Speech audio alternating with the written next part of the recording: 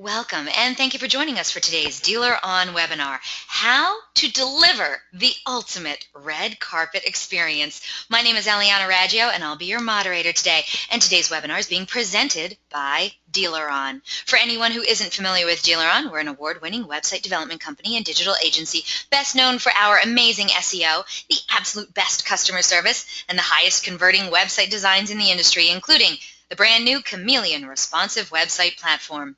We're so committed to lead conversion, optimization, and customer service that DealerOn is still the only company in the industry brave enough to offer a money-back lead guarantee program. Does your website company guarantee you a 50% lift in leads or your money back? Maybe you should check us out at our gorgeous brand new DealerOn website at DealerOn.com. DealerOn is going to be exhibiting and presenting at the upcoming NADA convention in Las Vegas at the end of March. If you're going to be there, stop by booth 6626 and write that down, people. We have the best booth around. You're not going to want to miss it. And I'm going to be there, and I want to meet you. So please stop by booth 6626. I'd love to see you. And while you're there getting your NADA on, please check out the speaking sessions from these DealerOn executives. We have a great show in store for you today. We're very pleased to have Mike Davenport as our presenter today. Mike, the Louisville Chevy dude Davenport, is a self-proclaimed Chevy enthusiast. Not only is he the leading salesman for Bachman Chevrolet, he's also a top performer of new Chevrolet sales in the country and one of the 40 highest-rated salesmen on DealerRater.com.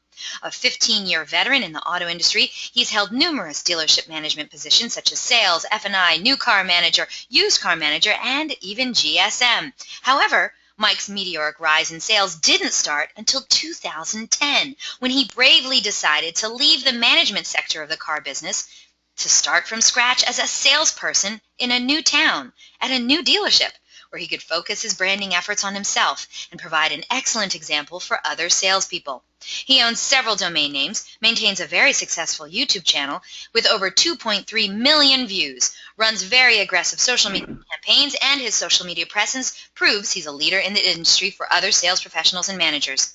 Mike Davenport is the epitome of a rock star salesperson and a very active member of the automotive community.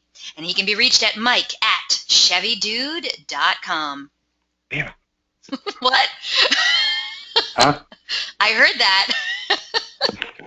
Mike Davenport is going to be presenting at the upcoming Rockstar Automotive Conference on March 21st alongside industry greats like Grant Cardone and Gary Vaynerchuk. He'll be discussing how to become a 30-plus car salesman and become the rock star of your dealership.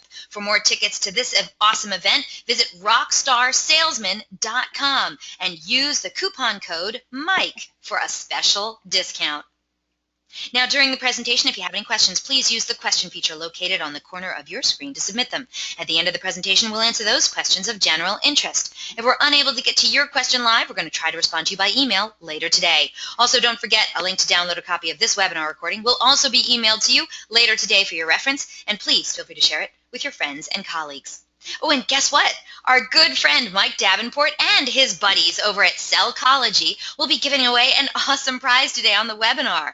Not one, but two of you lucky webinar attendees will win the exact same red carpet that Mike uses on his deliveries. You will literally be able to now give your customers the actual red carpet treatment. This is totally legit. This sweet, sweet prize is valued at $80, but let me tell you, the reaction from your customers is going to be priceless. You have to be on the live broadcast to win it, so stay tuned. You could be one of the people walking away with this amazing prize today.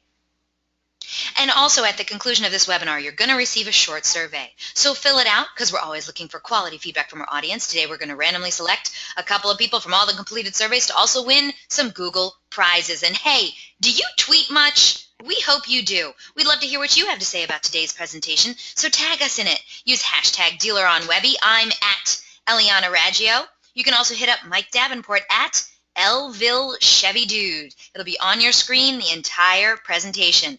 We look forward to seeing what you're saying. So let's get started. Let's learn how to deliver the ultimate red carpet experience. Mike Davenport, it has been a long, 2.5 months since I've had you on the show. You killed it last time you were here. I couldn't wait to have you back. Thank you so much for doing this again, and you came with an incredible presentation. We're so happy to have you back. I did, and that's what's.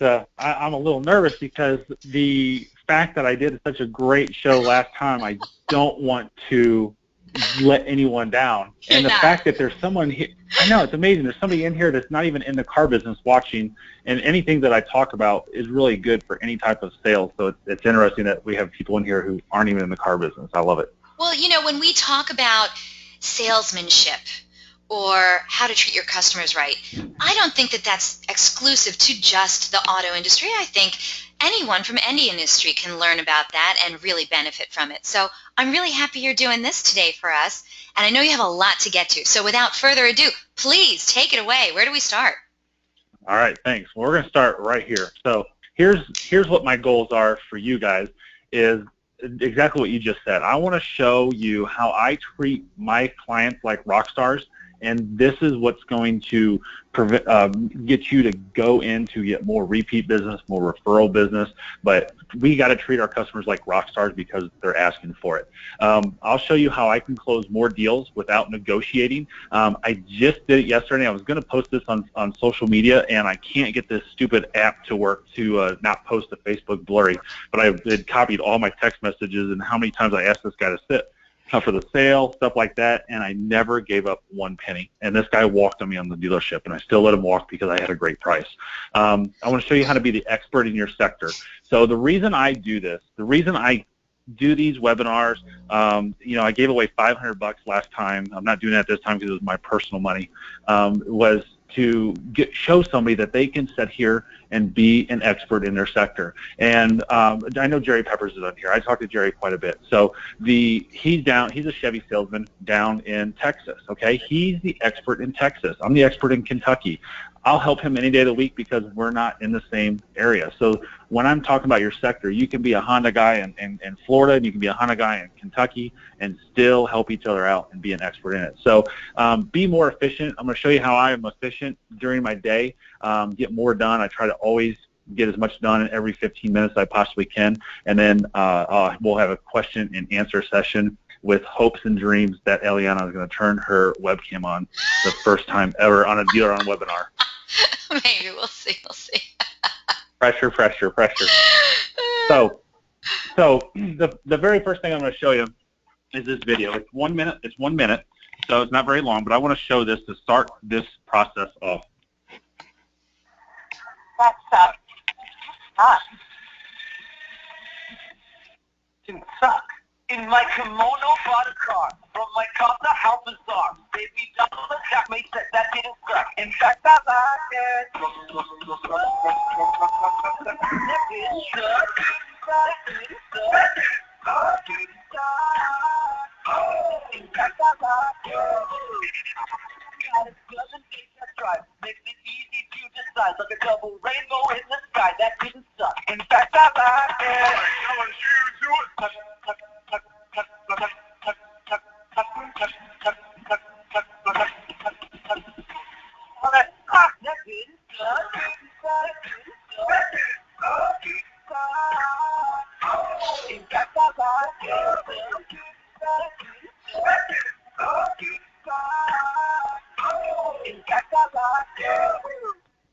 What did you just make me watch?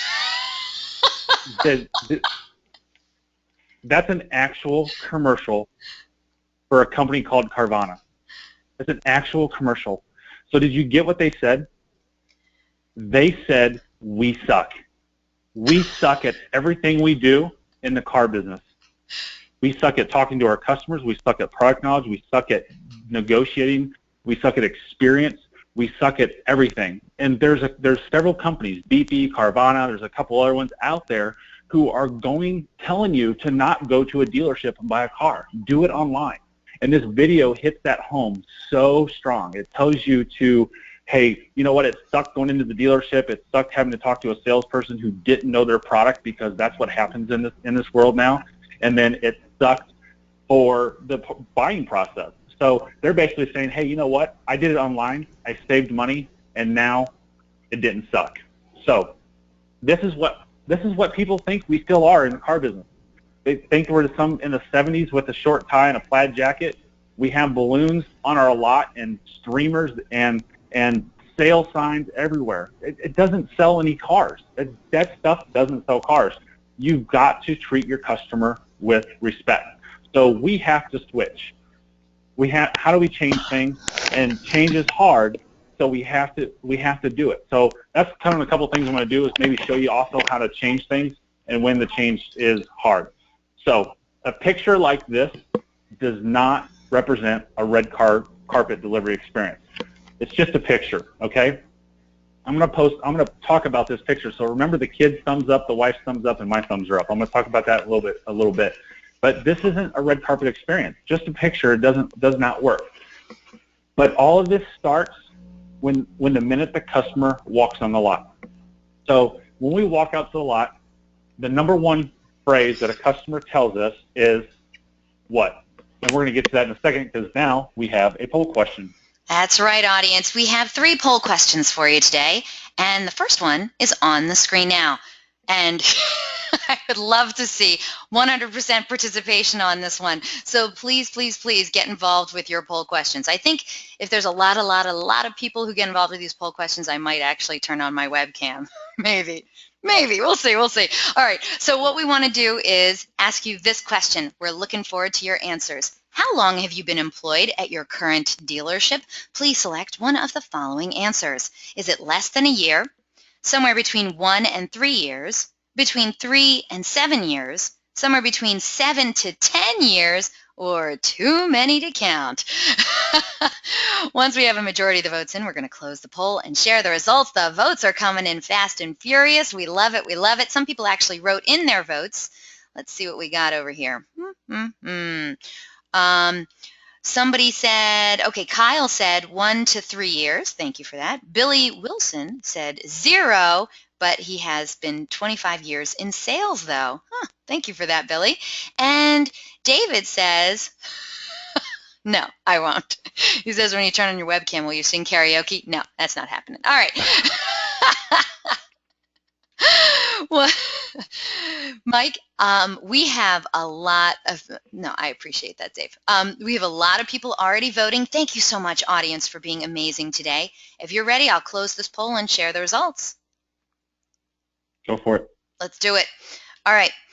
The majority, 34% of today's audience, so more than a third of today's audience, said that they've been employed with their current dealership for less than a year. 30% of today's audience are somewhere between 1 and 3 years. 20% of today's audience say they're 3 to 7 years with this dealership.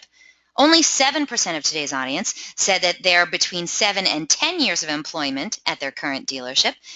And the remaining 10% of today's audience said too many to count. Wait a minute. Somebody do the math for me. Is that more than 100%? 34, 54, 54. Yeah. I didn't get the second one. I didn't get the second one's percentage. 30. It's 101%. Hey, thank you so much for 101% of you voting. I appreciate you. So perfect. So that's why I asked this question, because this question is very, very pertinent. So we have 34% of people who have been with their dealership less than a year. It's amazing. There's a lot of new people coming in this industry. And unfortunately, there's a lot of bad people out there. I don't want to say bad people. I want to say bad information given from people of how to take care of a customer, because it's not the correct way. So the number one thing that we get when, I'm going to go backwards here, it all starts from when we walk in the lot. The very first thing that we get is we get just looking. So how do you overcome that just looking stage? You have to do something different. You have to be different than the person before. So because we know what just looking means, right? It means it's bullshit. They sit there and they do way too much stuff online before they get to the lot to sit there and give you a just looking. So a mediocre response of going out to a customer and getting a just looking means that you've done something wrong. So your goal is to find what works for you and to get something out there so the customer doesn't tell you just looking, because we know what that means. So imagine this for a second. Every single customer walks in on your lot with a shirt that says "Impress me." This is what 100% of your customers that walk to the lot, walk in the showroom, walk into your service department, walk into your parts department, walk into your body shop. If you're in advertising sales with TV, You walk into their business, they say the same thing. Impress me. Why do I need to spend money with you? Why do I need to do business with you? In my sector here in Louisville, Kentucky, there's 21 Chevy dealerships within 50 miles of my dealership. Why does my dealership, Bachman Chevrolet, dominate every single one of them? Because our job is to impress the customers. As I always have said, who gets paid more, teachers or entertainers? Entertainers get paid more. That's why everybody complains that baseball players, football players, actors, actresses, they all get paid way too much. If they sat there and taught the game, they wouldn't get paid very much. So it's already being done. 16 hours and 42 minutes is what people are doing shopping online. 16 hours and 42 minutes total. So with that, the contact of a buyer, 55% of all buyers' contact is when they're walking in on the showroom floor. So for you guys out there, the 6 Car Club people who aren't on this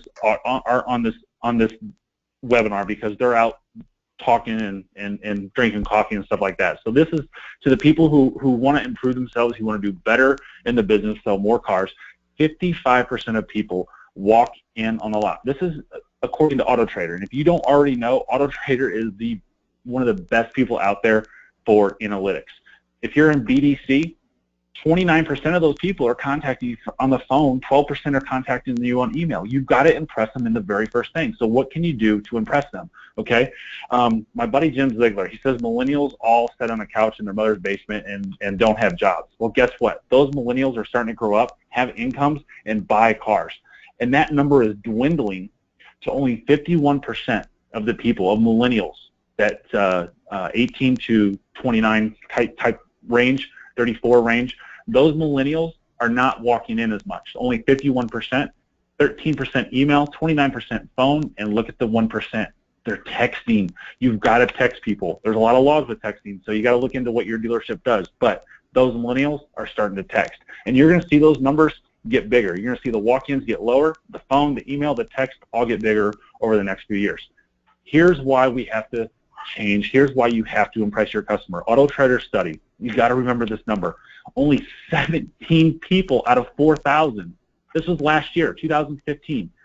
17 people out of 4,000 were impressed with the car buying process. They hated it. They hate us. Again, back to one of my first slides. You suck. That's what Carvana is telling customers out there is you suck. Don't buy from a traditional brick and mortar dealership. Guys, we do the same thing with banks, do we not? Oh, no, don't go to your bank. We'll get better financing rates. We've been doing it for years.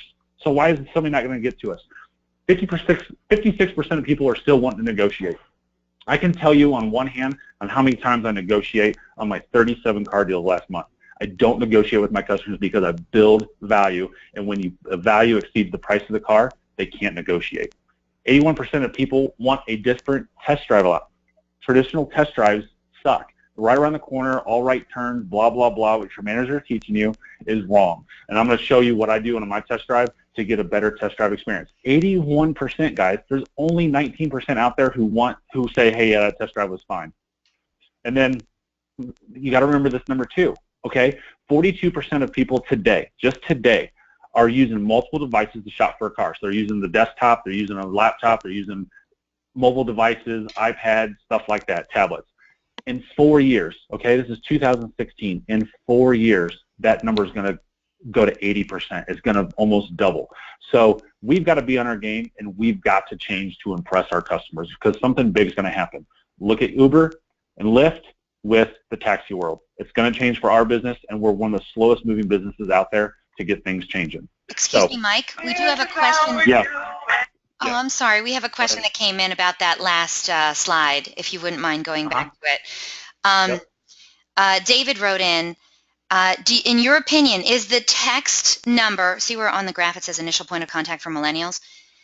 Yep. It says, do you believe that the text number is so low because of the lack of option for it on most car dealer websites? Yes, it is low because of that. And I think also because dealerships are scared to send text messages back because of all the laws that are out there, and there's a lot of dealer groups saying we don't text anymore. Okay, David, thank you so much. Scott Peckstein with AutoBytel has a really great presentation on texting laws and stuff like that. He's a guy that knows this stuff better than I do, but you got to text your customers, but you just got to be compliant with it. David says, sad, but thanks for the answer. Okay, please continue. I didn't mean to interrupt. No, you're fine. I'm glad you asked. That's a good question. So this is how we do it. This is how we do it. This is how we do it. So you've got to treat your customers like you've known them forever.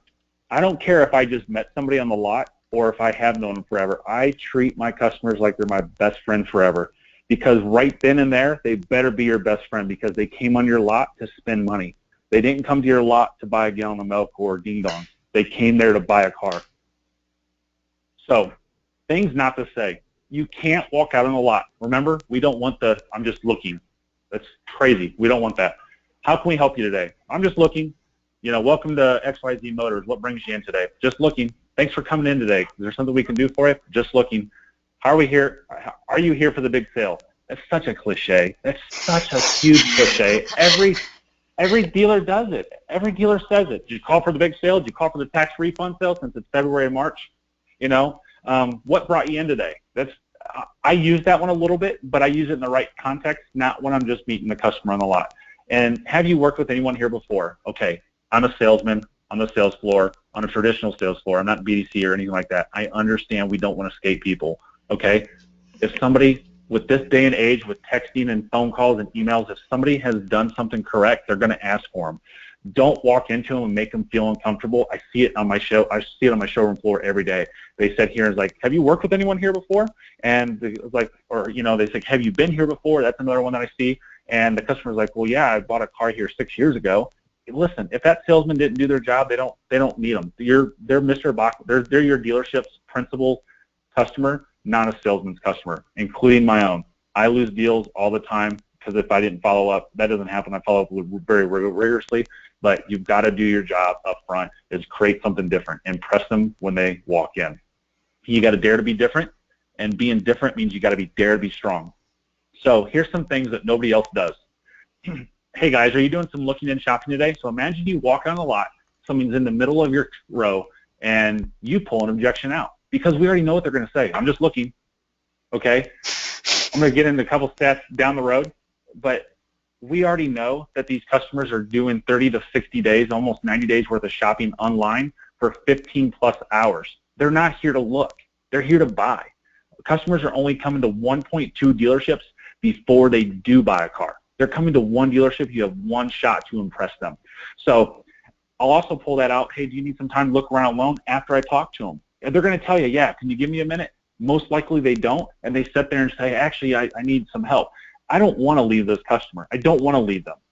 Because if I leave them, another salesman can come in and take them. However, if I said, hey guys, are you doing some looking and shopping today? Yeah, absolutely. Well, I'll tell you what, if it's okay with you, let me point you around, and if you want, I'll leave you alone. They're going to be there, and that's, you're just starting it with them. You're giving them comfort zone that you're on the lot. They don't want to be bombarded by a ton of salespeople, and they just want to be taken care of. Well, let me show you where the new, and I'm a Chevy guy, so I got to use my own product. There's Equinoxes are over here. The new Silverados are over here. Used cars are on these front two rows over here. That lot down there, you see that lot on the other side of the grass? All those cars are over 100,000 miles. Are you looking for something over 100,000 miles? Boom, what did I do? I just started interviewing them. I just started fact-finding. I just started qualifying. I went into it just like that. No, we don't want anything over 100,000 miles. Okay, excellent. So you can stay away from there. Now, what have I done with this customer? I have built value with this customer immediately. Immediately when they came in, to sit there and say, you know what, Mike, we want you to stay with us and help us. Okay, are you here to look for a specific vehicle? Because, again, our customers are sitting there and knowing about all the product, about the internet shopping, and so on and so forth. They may be there to look for a specific vehicle. Get it out of them right from the get-go. Hey, guys, are you guys doing some looking and shopping today, or are you just looking for a specific vehicle? No, we know what we want, Mike. Perfect. Let me find it for you. Hey, what are you looking to accomplish today? I already know the answer. They want to buy a car. They didn't come here. Very few people nowadays are coming on the lot, going lot to lot to lot to lot. It happens. I'm out there on the lot as well. Lot to lot to lot. Here's my favorite one. Are we your first stop, or have you been worn out by other dealerships? And all of a sudden, they just start telling you exactly what happens. Hey, oh my gosh, you won't believe what this dealership did across town. Oh my goodness gracious. So now you're building value with that customer and letting them know that you're here to help, and they don't want you to leave. They're like, dude, this guy's different. We haven't talked to anybody who actually does this, this, this, and this. So why be different? Being different sets you apart from the rest. Everybody's doing the same thing. The very few people in this country, the people that are on this webinar, the people that are in my couple of my groups that I'm in, we all do something different, and we do it better than the rest, and that's why we sell the amount of cars we do. And if you're in this, like the 34% of people that have been in the business for less than a year, this is the things that are going to get you over the hump and allow you to be that 10, 12, 15, 20 car guy within the next year. I said it earlier, we only have one shot. Customers are only visiting 1.2 dealerships before they buy a car. You've got to do it right from the get-go. You can't be an idiot. Customers want fresh, new content. If they see something new, they see something fresh, they watch it. You ever see that video on YouTube that's only got 10 hits or 1,000 hits or 2,000 hits, and then you see it a year later and it's got 2 million? Oh my gosh, it's because it was fresh and new when you saw it and you liked it. Everybody wants change. Everybody wants change. Everybody hates the negotiation process. They hate the car buying process. It takes way too long. They want change, so you've got to change that. It's fun and it's challenging for you when you have hard people. This guy that I was selling a car to yesterday, I've sold him a car.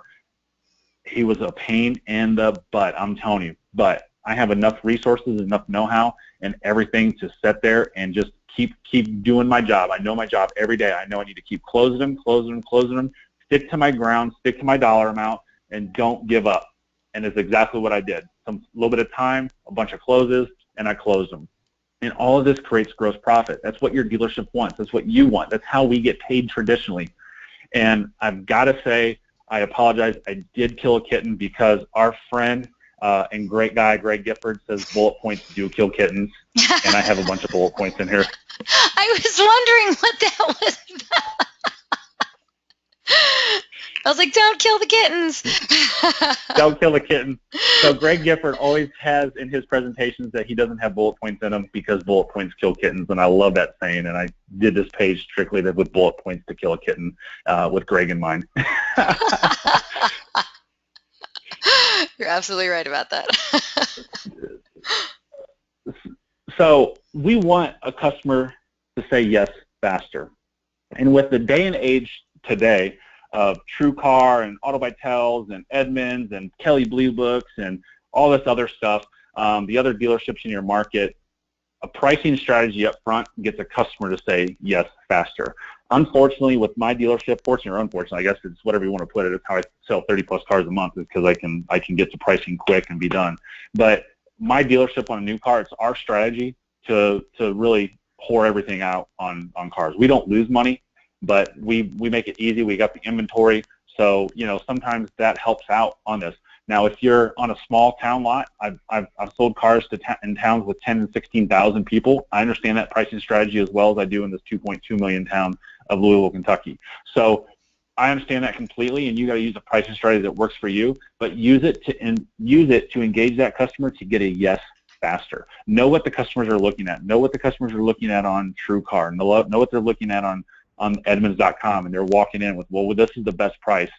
Boom, and stick to your guns. Get to price early.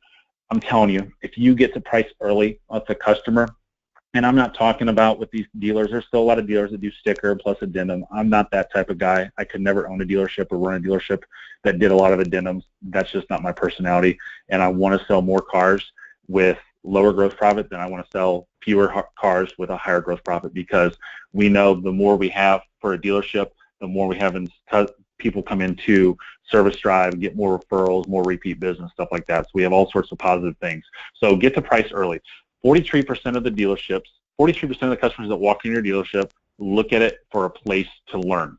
So they are seeing all this information on the 15-plus hours that they're reading on the internet, but they still want to come back to the dealership and get the information to learn. So when they're coming in, they're ready to buy, but they also want to make sure everything that they look at online is exactly what they're looking at. They're looking at pricing. They're looking at their trade-in values, so on and so forth. 84% of the customers out there want to buy a car at the dealership, okay? So I showed that Carvana ad up front. They're telling you to not buy a car in a dealership. They're telling you not to go there, do it online. We'll give you a 7-day test drive, money-back guarantee. We'll deliver it to you, blah, blah, blah, blah, blah, all this stuff. They're trying to make it easy. But the truth of the fact is the customer still wants to walk into the dealership to get it. And then 73% of people will drive further for a great salesperson, preferred to the 65,000 people who are willing to drive for a lower price. That doesn't mean that you get that internet up, that you get that phone call, and it's like, well, I'm a great salesperson, so you'll drive further, and I'm $500 higher. That's not going to work today. Unfortunately, customers don't care about that when they're calling about price on the phone. However, if you do your job correctly and create an environment where they know it's different, they know they're being taken care of, and they know that they are wanting to do business with you down the road, when you create that red carpet experience, now they will call you every time and not shop you. And that's what it's all about. You've got to sit there and create the environment today to get the repeat and referral business, because 73% of your customers will go to you regardless of how far you are away to buy a car. These strategies here is going to help you make profit, because like I mentioned before, profit is so huge. You've got to have profit in order for everything to go around. We need to make money to pay for our stuff at home, to pay for our wives, our kids, whatever the case may be. So one of the great questions I ask my client, how much internet research have you done so far? I already know the answer, guys. I do enough research on my own. I go to these silly seminars and stuff out there, and NADA and Digital Dealer and CBT and all this stuff. I go to these things to learn.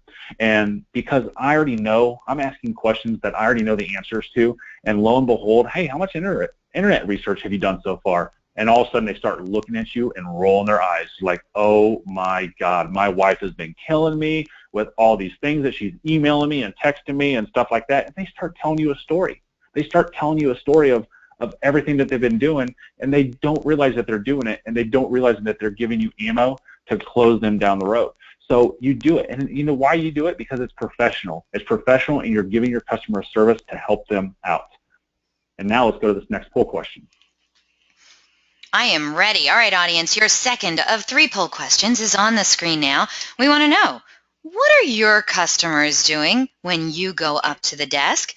Please select one of the following answers. Do you think that they are scheming and plotting? Do you believe that they're researching on their mobile device, which is also called showrooming? Do you think they're coming up with brand new objections that you've never heard that they'd love to throw at you? Do you think they're looking at other vehicles? Or, oh gosh, they're probably doing all of that. Once we get a majority of the votes in, we're going to close the poll and share the results. Don't forget to keep tweeting out some of your awesomeness about today's presentation. We love to read what you have to say. And if you have a question for Mike Davenport, hey, send it on in. We're going to be getting to the Q&A session pretty shortly, and we're here to help you up your game and get a better red carpet experience for your shoppers. All right, one more time. What are your customers doing when you go up to the desk? Scheming and plotting, researching on their mobile device or showrooming, coming up with new objections, looking at other vehicles, or yeah, probably all of that. We want to know what you think is happening when your back is turned. All right, once we get a majority of votes in, we're going to close the poll and share the results. And Chris wrote in, oh yeah, all of that and much more. Boy, you think they're doing a lot while they're sitting by themselves at your desk, huh? So before we get to the answers from the audience, Mike, don't tell me the answer, but is there an actual answer to this? Like, has there been research on this? It's my own personal research. Your own personal research? No, don't say what it is. And then go. No, I'm not. And then go into some of these conferences that I go to. They talk about it as well. All right. Well, I'll tell you what, audience, you've been wonderful. Let's close this poll and share the results, and let's see what everyone else thinks. All right. All right, 7% of today's audience believe their customers are just scheming and plotting. 33%, so a solid third of today's audience, believe that their customers are showrooming or they're researching other vehicles on their mobile device. Only 5% of today's audience believe that they're coming up with new objections. 3% says they're looking at other vehicles, and the remaining 52%, the majority, believe they're doing all of that. So what did you find out, Davenport? Tell me, what's the skinny? What are customers doing when you go up to the desk? They're doing it all. They're doing every one of those things. Really? because when you leave the desk, I'm gonna get into this a little bit more. When you leave the desk, that gives them opportunity to call somebody, text somebody, hey, they're giving me 12 grand for my trade. What do you think? Oh, that's way too little. Has anybody ever text or called somebody, phone a friend on that one show? I can't remember, Who Wants to Be a Millionaire? Yeah. I'm gonna phone a friend. Does anybody go, oh my gosh, you're giving me 12 grand? I thought it was only worth 10. Take that 12 grand. It's never gonna happen. They're gonna say no. Their third party is gonna sit there and say, no, that's not enough money for your trade. They're coming up with new objections because of doing stuff like that. They're looking at other vehicles because they're going to get on, another dealer's website and say, hey, wait, they got this exact same vehicle over there for $2 grand less. And they're like, okay, well, do you think we can get them to do this? Do you think we like this price, but can we get them to do a little bit more on the trade and a little bit less on the car? They're absolutely doing that. Okay. So another great question I love to ask is, while I'm maybe walking out towards the car or showing them the car, is what else are you comparing besides the model and trim of the car? And they tell you exactly what it is. And if you are a true professional, you're going to learn the product of the other manufacturers. Every sector, every zone, every market is all different. I'm in a Ford town. I have 2 big Ford plants. I think there's about 6,000 or 8,000 Ford employees. So what do you think the big dominant factor is here in Louisville, Kentucky? It's Ford. And everybody knows, well, I got my buddy over here that gets A plan, and I can get A plan or X plan or Z plan or whatever all those silly plans that they have are. And I look at them and say, hey, no problem. That sounds great. We here at Bachman Chevrolet, we honor the A plan as well. And then they look at you and they do, perfect. And then you find out that what they're looking at, because then you can competitively compare them. I promise you, anybody can come in here and I will tell you more about a Ford F-150 or a Mustang or a Trail or a whatever the other, I'm drawing a blank now, but I will tell you more about the Escape is what I was thinking. I will tell you more about those vehicles than the salesperson they were actually talking to about it, because I do so much research on their vehicles. Same with Honda, same with Toyota. I know the big factors of our areas, Honda, Kia. I know those factors, and I do a lot of research so that way I can try to keep them from going to the other dealer. And if they don't go to that other dealer, and they do go to that other dealer, I give them questions to ask so that I win.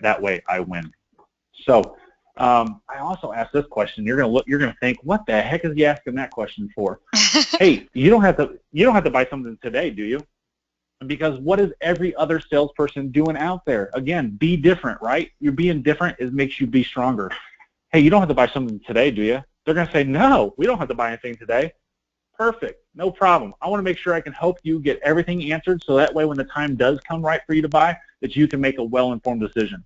Because every single salesperson out there is saying what? You better buy right now. You better do it today. The incentive's in a week. I'm going to sell it out from underneath it. That's what every single salesperson out there is doing, and it's a weak statement. So when you tell a customer, hey, you don't have to buy something today, do you? Number one, they never heard it before. And number two, it's such a solid statement because you're putting them on a pedestal of being on top of you that I don't have to buy today. And you're bringing that objection up before they can do it. And then here's the max value. Everybody better write this one down. Take a screenshot, picture it, because this right here is worth thousands and thousands and thousands of dollars per month to your pocketbook. I made this up. Use it. I want you to use it. This is why I share it. Out of all the vehicles you looked at online, why did you choose to come look at this one? That's a good one. And unless I've told you this before, or you've heard me say it, you've never heard this from anybody else. And it's such a solid question. This phrase alone sells me more cars per month, just because I thought of this silly thing. I can't believe I thought of something so cool and so awesome. So here's how I use it. A customer, take this for an example. A customer walks in and they're like, hey, I want to see your stock number P3542. What have they done? They've done all the research. They went to cars.com. They went to AutoTrader. They went to all these third-party companies, and they've searched from lowest to highest price, and they start canceling cars off, and they come to yours because you got the best price, the right colors, the closest to their house, so on and so forth. And they come to you and want to specifically see this car. So, perfect, no problem. Let me get the keys for you. You go get the keys. Now, what have I not done? I haven't introduced myself. I haven't asked if they've talked to anybody before. I haven't asked them. I haven't even shook their hand, nothing. Completely different. I haven't asked them to sit down at my desk. Completely different from anybody else that they're talking to. Oh, no problem. Let me get those keys for you. Go get the keys, come back, start walking to the car. What have I not done? I've still yet to introduce myself. I've still asked if they've been here before. I've still asked to this. I know this going in, that if I don't ask them if they have been here before and it is somebody else's customer, that's my fault. I'm going into this to make it different, to make it, the fact of it is very few people that are coming in like that are going to be working with another salesperson, okay? That's my percentage, that's my risk that I'm taking, and I know going into that, if I go on a demo ride, if I go through everything else and it is somebody else's customers, I lose that deal, okay? I know that 100%. As I'm walking out to the customer, as I'm walking out, because again, we're creating this red carpet experience. We're creating this experience that they're not expecting. So when I'm walking out to the car, I'll tell you what, I think this is a really nice car. I looked at it yesterday, I drove it yesterday, I showed somebody the car yesterday, whatever the case may be. Hey, out of all the vehicles you looked at online, why'd you choose to come look at this one? And they look at you, and they start telling you everything that I just mentioned. Well, it was the closest to my house, it was the color I wanted, it had the lowest miles, it was the best price, blah, blah, blah, blah, blah. And the only thing that I look at on there is for them to tell me it's the best price. That's the only reason I ask this question, because I already know my cars. We use vAuto at my dealership, so I already know my cars are the best price. So I'm looking for them to say it's the best price, because then I pounce. Then I sit there and get on them, like, oh, excellent. Well, let me tell you about the pricing since you mentioned that. And I go into my story of how we price our cars, how we go through vAuto, how we make sure we go 150 miles out there, we look at it, blah, blah, blah, blah, blah, and I move on. And I start showing the cars. Oh, hey, by the way, I forgot I didn't introduce myself. My name's Mike Davenport. What's yours? And then I start going through the process of the sale, because now you made it completely different. You've made it low-key, and you've made it simple.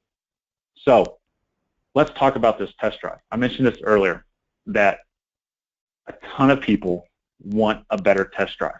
The test drive around the block, the test drive, that we're all used to, you need to change it. You need to change your test drive. You need to take control of the process of the vehicle transaction, because when you have control and you're walking your customers through everything, you're gonna do it. So here's some reasons to get into mental ownership to sit in. What questions do you have? Is there anything that you need a clarification from online research? I've asked all that stuff. Ask my power bomb question out of all the vehicles that you've looked at. Why'd you choose this one? I make the customer show me the car. Why do I do that? It creates a huge amount of mental ownership. If I need to open the lift gate, hey folks, let me show you how to open the lift gate. Push that right there. Boom. They need to close it, close it. Make them close it. Push that button right there. I show them everything so that they are doing it, and then also it allows them to see how easy it is, and they are creating mental ownership with that car. If I want them to put in a navigation destination in it, here, let me show you. Hit that button, hit this one, boom, boom, boom, boom, boom, and they're doing it. And I know this like the back of my hand, so I'm not fumbling through it. I'm like, no, you want to hit that button right there, and I'll point to it. So I always make the customer show me every car. Now, what I don't do, Chevy Traverse is my one thing that I always never let anybody do. The Chevy Traverse, for the Chevy guys out there who know, if you've sold one, the second row seats are a little tricky. So if you know there's a tricky issue on it, don't let your customers do it. Do it for them, because you should know the trick to the trade on how to do that. You should already know that their emotional hot buttons are, and hit on them. Start asking questions. What do you like about it? What do you do? Blah, blah, blah. How are you going to use it every day? Start asking those questions. Go on a long demo route. If you can hit a 12, 15, 16-mile demo route, that will be perfect. Don't do the short demo routes. I understand that some dealers have predetermined demo routes, but you need to sit there and say, listen, I'm going to go on a different demo route because I want to do it for my customers. Pre-deliver the vehicle. This is what I mean by that. Set up the Bluetooth for them. Show them how the nav works. Show them how everything works, because once they get out of the business office, you want to get them the heck out of the store so that way you can move on to the next customer. So I pre-deliver the vehicle on the demo ride, and again, it creates huge mental ownership. This is my demo route, guys. This is my demo route of 13.36 miles. That is a huge demo route. This takes me sometimes almost 18 minutes to complete. Wow. I'm on an 18-minute long demo ride. What possibly could be going on in 20 minutes on a demo ride? Everything. Mental ownership, seeing how everything works, getting comfortable with me, everything else. So on the top left at the 11 o'clock, you see all the little red dots. That is where our dealership is. and where I start, and there's a little jog to get out on the interstate. So the big long on the 12 o'clock is the interstate there, and then so I'm getting up to interstate speeds, showing them that. It's a little bit of congested traffic, so they're hitting some brakes. They're merging onto the interstate in a congested area, so they're getting the power out of the cars. They're seeing that stuff. And then you see the bend at about the 2 o'clock state, so they're getting some curves out of it. It's a bank. It's a good bank. They're coming down to the interstate again, and we're turning, and then there's a switch point that I do at the bottom single dot that's right there at the bottom. When we come off the interstate, that's a perfect switch point for me because we can get out, we can take a couple minutes, look at the vehicle, ask them any questions. What do you think so far? Start qualifying, start asking open-ended questions to pre-close them, and then we follow our demo route. The little S curve on the 9 o'clock sector there. That's got some hills on it and stuff like that. So I really went through this demo route and made sure that it was a good demo route. And I'm telling you, when I go on these demo routes, I have more and more comments like, wow, this is a great route that you have. The other dealership just took us around the corner. If you go, mystery shop your dealers or watch where your dealers go. Watch where your other stores go. A lot of us are around stores that have other stores around them. Watch where they go. Follow them one day. Just wait for them to go and just follow them and see where they're doing routes. Do it different. That's how you're going to create a red carpet experience. So now it's important. Now we're back from the demo ride, and we need to seal this deal. Okay? So how do we do it? You had to be on your game from the get-go. You can't sit there and all of a sudden start getting in and start closing the customer because you have to earn the right to close the customer. We've had to build the value above the price of the car to do it. You can't sit there and say, okay, you ready to buy? So when I get back from my test drive, the very first question I ask them is, do you think this vehicle will meet all your wants and needs? If you guys want to write this down, I'll say it again. Do you think that this vehicle will meet all your wants and needs? It's a closed-in question. They're going to say yes, or they're going to say no. Or they're going to, and okay, if they say yes, excellent, no problem, follow me, let's go in, and I'll start going through. Now you start going through your process of how you're going to title it, how you're going to pay for it, stuff like that. You have to be professional the whole time. Don't be that typical salesman that customers hate. I hate this question. My store does it. They teach it. On a scale of 1 to 10, 10 being the best and 1 being the worst, how is your credit score? Okay? You ask me how my credit score is, I'll tell you what, I'm going to walk out of your dealership right now because I'm not there buying a car if I have bad credit. We're in the car dealership business. I understand 100% that we have bad credit people that walk in and think they can get everything. That's where you have to be on your game and be able to look at customers and talk to them and know the traits of our business to do it. Hey, I take for granted you have excellent credit. They're going to stop you right there. No, Mike, I don't think I've got excellent credit. Now you can go into something different. Okay, I'm going to say that one again so if you want to write it down. I take for granted you have excellent credit. And you start going into, if you want to finance it, we'll be able to help you there, blah, blah, blah, whatever the case may be. You have to use the word excellent. If you use good, great, anything else, you have to use excellent because I have an 833 credit score. If you sit there and offend me as a customer who has an 833 credit score, you're going to offend them by saying good credit, okay, because they have excellent credit. So, and then stop going back and forth to the desk. No, that's just like my poll question earlier. Majority of us agreed, 52% of us agreed that they're doing everything. They're showrooming, they're scheming, they're looking up new ejections, they're doing all that stuff. So stop leaving the desk. Stay there. Learn all the processes on it. So keep closing, stand your ground in a professional manner, use your tools, and know how management operates. If you guys are a one-price store and you didn't get to the price early, shame on you. Change your procedures so that way you can stop negotiating up front. If you think that you guys have great prices on cars and you can back them up with different tools, if someone's looking on NADA or Kelley Blue Book or Cars.com or AutoTrader, let them know that, hey, this is the best price. Stay in your ground in a professional manner. But that's where it comes into closing. You've got to close because when you can close, you'll never worry about a job and you'll never worry about money. So you have to know all this stuff. Be transparent with your deals, okay? The picture on the left, I literally just took this out of a group this week. If you're doing Foursquare like that, shame on you. Customers don't want it. Customers do not want to see this crap. Tell me how much this person is buying this car for. We're all in the car business. We understand this stuff. What are we buying? For how much? Are we buying something for $28,988 with a $3,500 discount, so $25,408, and I've got a $500 trade? Or what is it? Okay, a '98 Ford Taurus with 168,000, it probably is worth $500, but we know that up front, and we're going to put $6,000 down in short-term financing. Number one, this isn't even a compliant. This customer takes this person to court. The customer's going to win in a heartbeat. Short-term financing, is that 36 months, 24 months, 48 months? Hey, in my mind, short-term might be 60 months. And then I get into the office and it's like, oh, wait a second, that's, I don't want to do that. I need to do something different. It's not transparent. You're playing games with your customers. Don't do it. The one on the right is what we do here at the dealership on every single deal. I have everything 100% listed. I have the MSRP. I have any accessories that we have on the cars, which we typically don't. I have the market adjusted price, which is the MSRP, those two added up, and you have to explain that a little bit. The discount of $4,503. And typically that's got, and this is because it's Kentucky. In Kentucky, you don't tax rebates, so we will tax that in there. And typically when I'm going over this, I'm going to tell them the discount includes all rebates and discounts from the dealer. So your total vehicle price, your total trade-in allowance, your adjusted price, which is all your tax, tag, title, and license. Again, look, I got my license fee, I got my doc fee, I got my taxes, all spelled out. I've got my trade-in payoff, I got my delivered price, I got a total, oh, we did put a rebate on this one, so he did it a little bit different. So I do have the rebate showed here. And then the unpaid amount. This might have been an Indiana customer because in Indiana you have the tax rebates. So there was a $500 rebate. So I have everything listed right there. I have 48 months, 60 months, 72 months with no money down, 1,000 down, 2,000 down. How more transparent can you get? The next question you're going to get is what type of interest rate is this done at? And we can handle that professionally and let them know that this is all for informational purposes, that we haven't done it, blah, blah, blah, blah, blah, and we're going to get that done for you. So be transparent. Yes. No.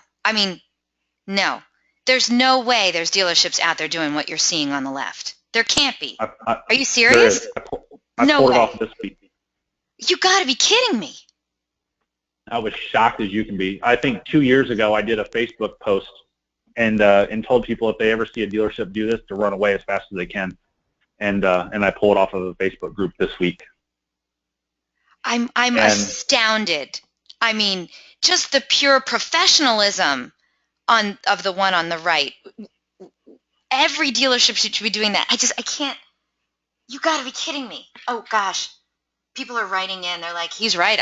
I work at one. They're doing this all day long. I know of one in my town. Oh yeah, Mike is right. Oh my God, I can't believe that. It's amazing. And see, you're not in the car business. So if you look at that, Eliana, when you're out buying a car, I mean that's just so jumbled up. You have no idea what that is. It's all trickery. What's the 4,000 down circled? Again, as a salesperson, as being in the business for 16 years, I know what that 4,000 probably is doing. The salesman's probably say, what if we can do the same payment with 4,000 down? Okay, it's so incompliant and so red flags that if they get audited, they'll get sued and they'll lose their dealership. Plain and simple. Let me read some more comments that came in. My boss loves it when he sees a Foursquare. I do too, trust me. Really? He says, seriously, Foursquares like that still happen. We just got the new style only a year ago. I had a customer give me one and ask us to match it, and my response was, match what? And somebody says, my dealership still does this, and wowza. Wow, I can't believe all these people are writing in. By the way, I do want to point out, Jake says, do you have a copy of that sheet you're using on the right? And David also agrees. He says, your form looks great, but does this form affect your F&I selling warranties and other products? My average F&I back end is over $2,000 a copy, so no is the answer. And that's DealerTrack's e-pencil is what we're using. Wow. All right. So thank you so much. I thought I would never see something like that handed to a customer. That might be fine for notes in the back room, but please tell me, all you great people out there on this webinar, please tell me you would never show this to your customers. That is awful. I am the ultimate shopper. I'm the ultimate shopper. I'm telling you, I fall for the marketing. I will buy it if the salesmanship is there. I am the person who shells out the money for the better service. I'm telling you, I'm a good shopper. But no, just no. All right, I'm sorry. Enough on this. Keep going. It's fascinating to me. And since we have 34% of the people in here less than a year and 20% less than 7 years, I need to tell you guys, don't go back to your managers today and say, oh, the Chevy dude says you guys are idiots for doing this. You're going to get fired. Don't do that.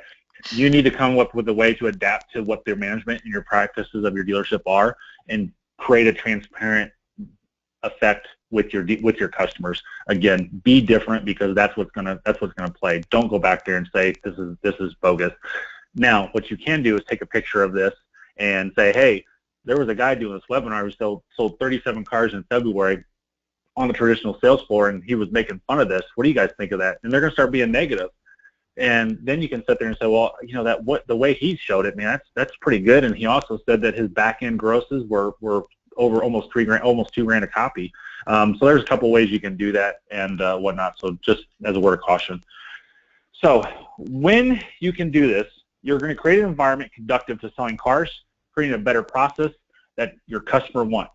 And when we create a better process, what does that mean? It means higher grosses. It means higher CSI scores. It means higher dividends from, if you're a GM dealer, you know darn well we get dividends from GM Financial. We get dividends from the manufacturer. We get more spiffs from the manufacturer. And I didn't want to play this in this webinar because this is a 4-minute long video, but go to YouTube and look in Carvana waste time. They bash us again, and I'm saying us as dealerships and us as dealer salespeople, that all we do is waste the customer's time and to not buy in a traditional dealership and to buy online. So this is, again, it's a company that has, I don't have the stats in front of me. I got these in Orlando back in January, but it's something like Wall Street has invested multiple billions of dollars into Carvana to get them off the ground. So if Wall Street is investing, someone's trying to make a wave in this business. And all I got to say is, remember Uber and the taxis. How many of us take taxis now if we don't have to? We get on our phone and do Uber. And if you haven't noticed this new thing on an iPhone, if you type an address and a window pops up, says go to Maps, do this, call this person, and now says call for an Uber. So they're catching on.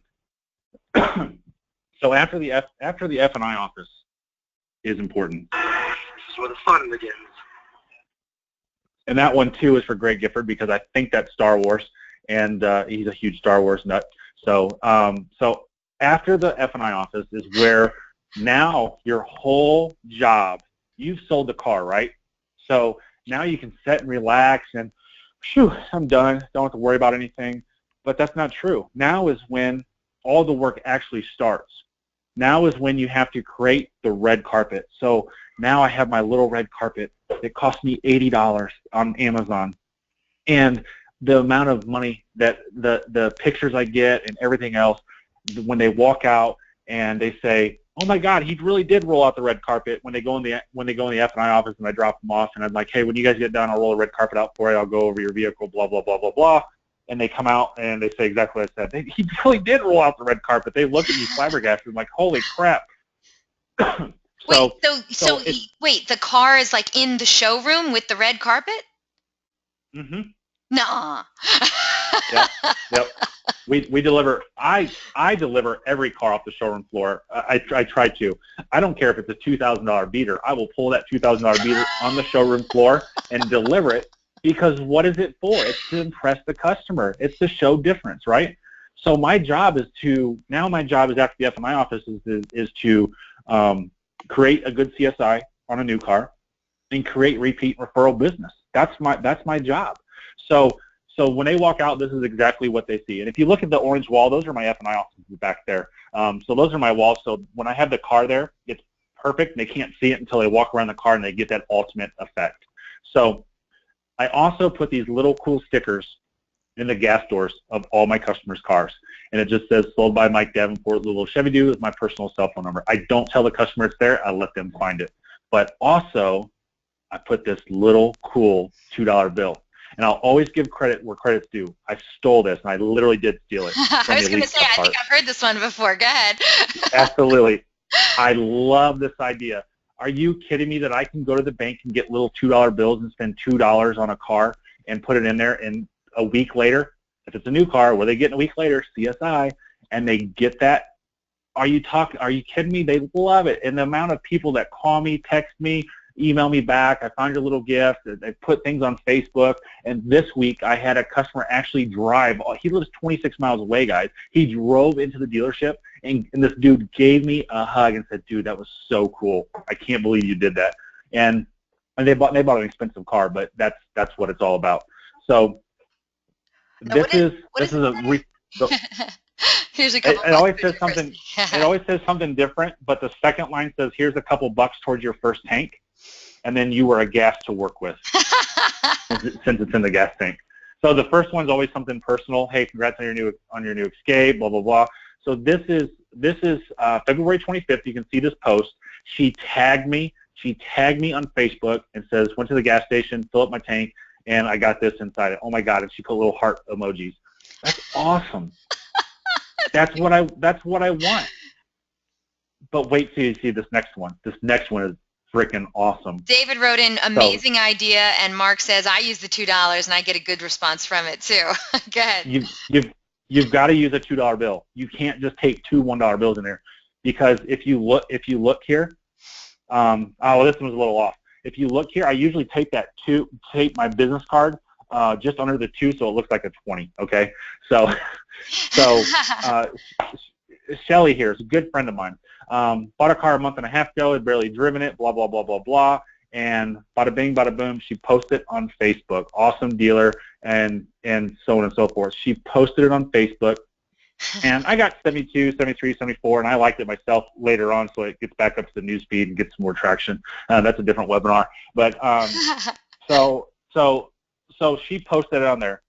Check out the comments. And hold on. Yeah, I was going to say, we're going to check out the comments after this poll question. I forgot I had a poll question in there. Oh, okay. Yeah, let's do a poll question. All right, everyone. Your last poll question is on the screen now. We're waiting for your response. And hurry up with this, because I want to see what she said, what all of our people said. All right. So what's the number one thing you struggle with when approaching a fresh up? What's the number one thing that you personally struggle with when approaching a fresh up? And it was funny because when Mike told me about this question, he's like, if somebody, we're all salespeople. We all struggle with something. Even I do. And I was like, but you're a rockstar salesperson. He's like, yeah, but even I'm wondering what's the first thing that's going to come out of my mouth. So I want your honest answer. Please select one of them. Starting a conversation. Go ahead. Sometimes I have to be careful what comes out of my mouth. I bet you do, Mike Davenport. Okay, so your answers are starting a conversation on the lot, building rapport, closing the deal on their first visit, or handling a price objection, or, hey, I got no problems at all. I'm a selling machine. We want to know what your answer is. What's the number one thing you struggle with when approaching a fresh up? By the way, before while those votes are still coming in, I just wanted to let you know that Sean wrote in. He says, I stole that $2 trick from Mike a while ago, and I've gotten great response back on this. I do this for every car, every time. So just wanted you to know that came from Sean, okay? And Perfect. I chose rapport, but I have to say a little of everything. That one came in from Brian. Thank you, Brian, for that. Okay. Trevor says, we have $2 coins. I need better tape, LOL. That's pretty funny. Could All be right. a gorilla. Gorilla. I don't think they'll ever get that coin off. All right. Audience, thank you so much for your votes. Let's close this poll and share the results. You ready for this? Ready. All right, here we go. Okay.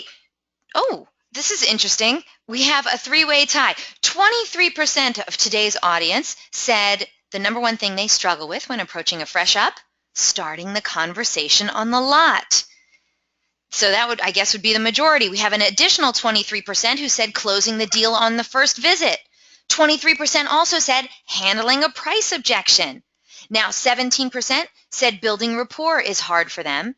And the remaining 15%, well, they say they're selling machines and they got no problems at all. Mike, what do you think about that? It's pretty evenly split. It is pretty evenly split, and that 15%. I was going to say this up front, but I'm ashamed of you saying that, because as a guy, you always have to improve yourself. You always have to sit there and want to improve yourself and never say that you can do it all. And that's kind of why I put that in there, because I wanted to see if anybody would actually do it. And I'm shocked that 15% of the people would actually say that. But hopefully to the other 23% on starting the conversation and closing the deal and the price objection, hopefully you've gotten some stuff out of this, what prior I did, and you can you can do that and have a little bit better advanced techniques going out on that fresh up on that lot. All right. Well, don't hide it from me. What was the response? What were the comments? All right. So here we got Julie saying, I at which dealership can I find this awesome car salesman? I was burned at the last one. We'll never go back to Oxmoor Toyota. Now, I don't remember what was happening on December 17th, but obviously my wife chimed in quite a bit of time later, because I was probably crazy busy. She did that at 10:23 p.m. and at 10:01 a.m. my wife chimed in, because my wife saw it, and she's like, dude, you need to, she knows she's got my back, and she knows she needs to do exactly what I would typically do on that and pounce on it and get it done. And so she got my back on that. And once I saw it, since she tagged me, I saw it, and now I can sit there and say, we're now, and if you look, I friended requested her. So we are now friends, Julie. Click this link and learn more about me, and I sent her to my dealer rated reviews. So I've yet to sell this girl a car, but I promise you I will, 100%, because I put $2 in the gas tank, and I made somebody's difference.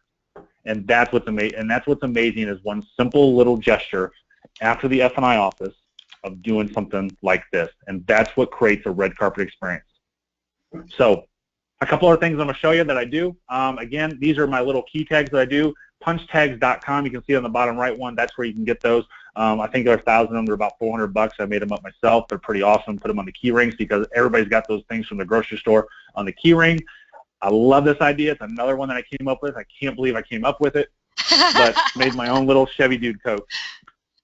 My customers love these, and the response I get out of them is amazing. The response I get of where they put them in their house or they haven't drank them or whatnot is amazing. I just sold a customer on Saturday a used yellow SSR. You can see it on my Facebook to show that I'm doing it. He came back in Monday morning. They bought another car from me on Monday, and his wife says, well, where's my Chevy Dude Coke? I'm like, are you kidding me? She said that? And I'm like, perfect. I said, well, when you say yes to this Tahoe, she's going to get her Chevy Dude Coke, so why don't you just say yes, so that way you can make her happy. And that was my close, and he immediately said yes.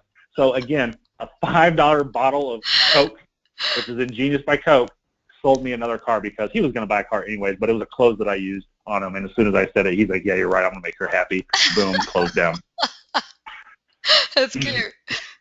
It's amazing. So this is what my center console looks like when I deliver a car. I got my Chevy Dude Coke in it. I got 5 business cards, and I have 5 pins. I have Chevy Dude pins that I give everybody, and I let them know that they can come back anytime and get them pins, or if they want me to mail them to them, I'll mail them to them, and I mail them out all the time. It's amazing. And then this right here is a little sticker with my name on it and my cell phone number, LouisvilleChevyDude.com, Bachman Chevrolet. And this is the last thing that the customer sees when they leave the showroom floor. And I mean last thing.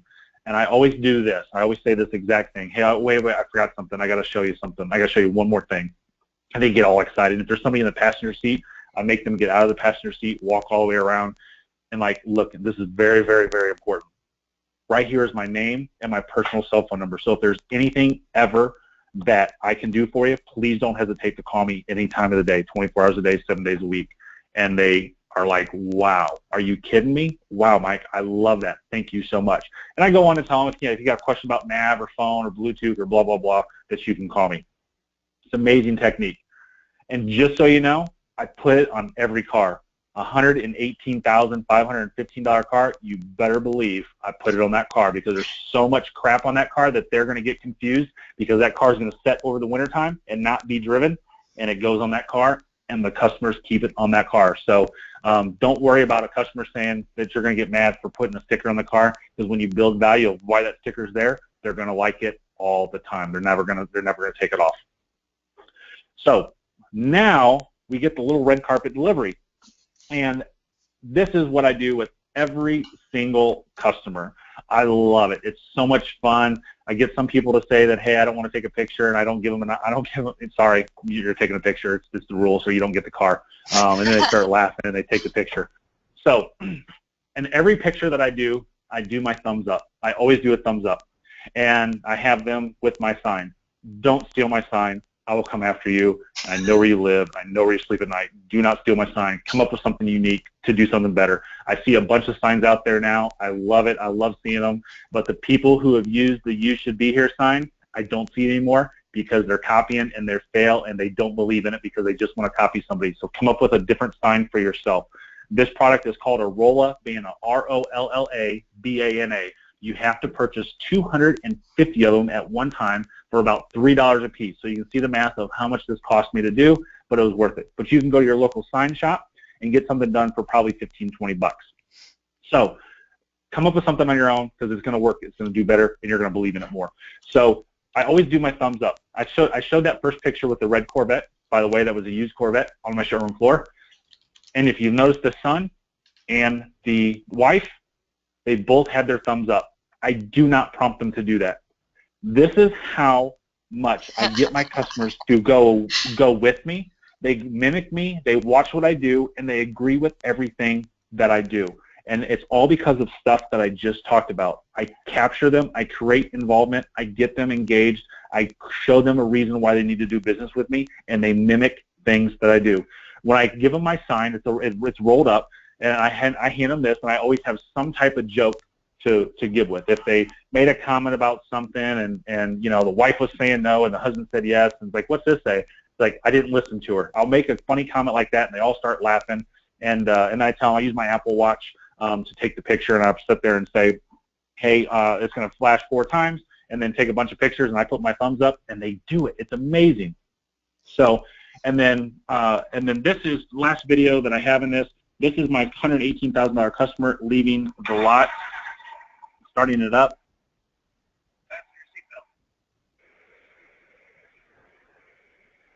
Did you say fasten your seatbelt, or did the car say fasten your seatbelt? The customer's husband did. Oh, the customer's husband. I was like, wow, for $118,000 it tells you to fasten your seatbelt. That's nice. You're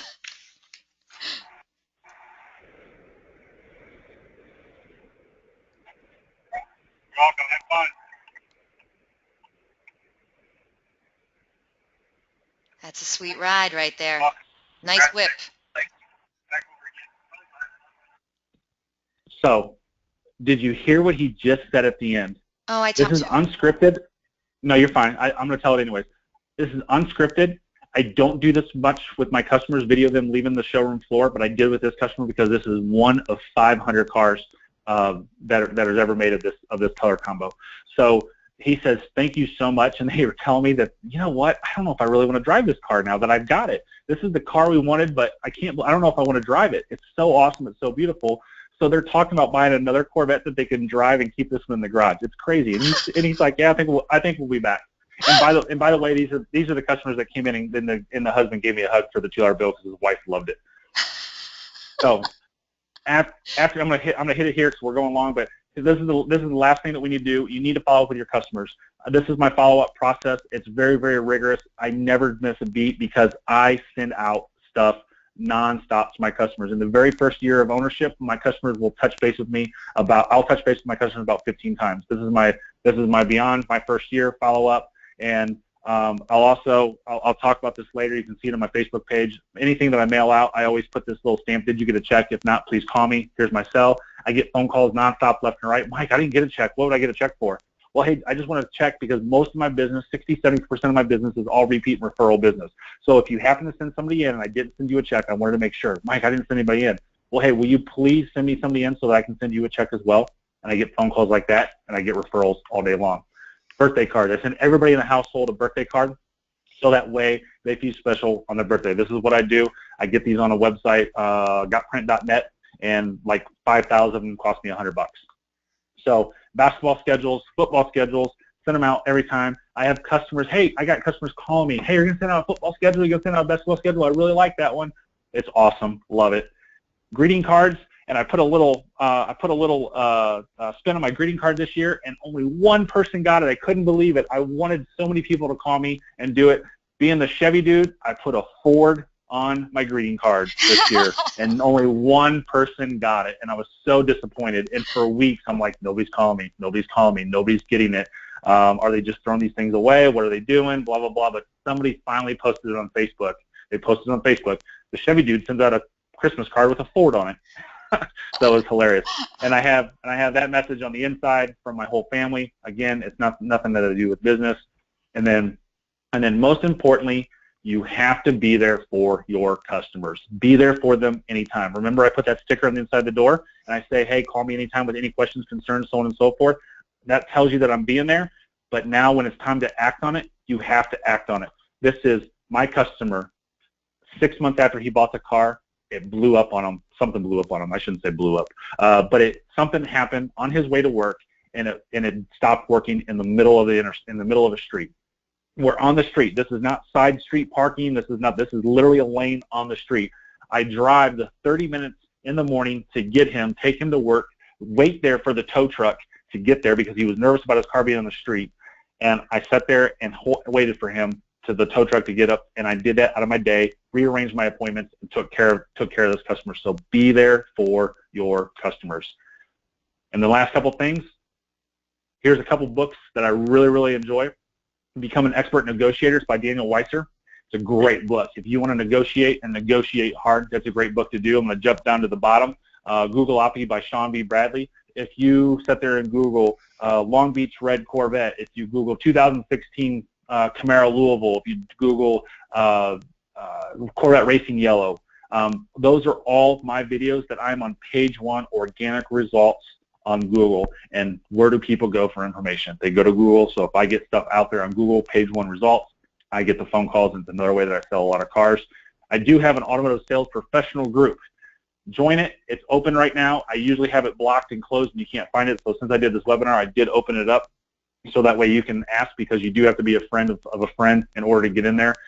It's a no BS group, guys. I don't allow memes. I don't allow bashing. I don't allow people posting grosses and stuff like that. It's a group simply to help other people give great ideas, hammer things home, and make it great for the customer. And then action items. You got downtime. The average salesperson has 5.5 hours of downtime per day. To those, there's my notes. To those 34% of people who are less than a year, you have the most downtime of anybody. Go sit in different cars. Sit in a different trim level car every day. Sit in it when it's snowing. Sit in it when it's raining. Sit in it when it's hot outside. Get the air conditioner running. Get the heat running, the heated seats, and play with the car.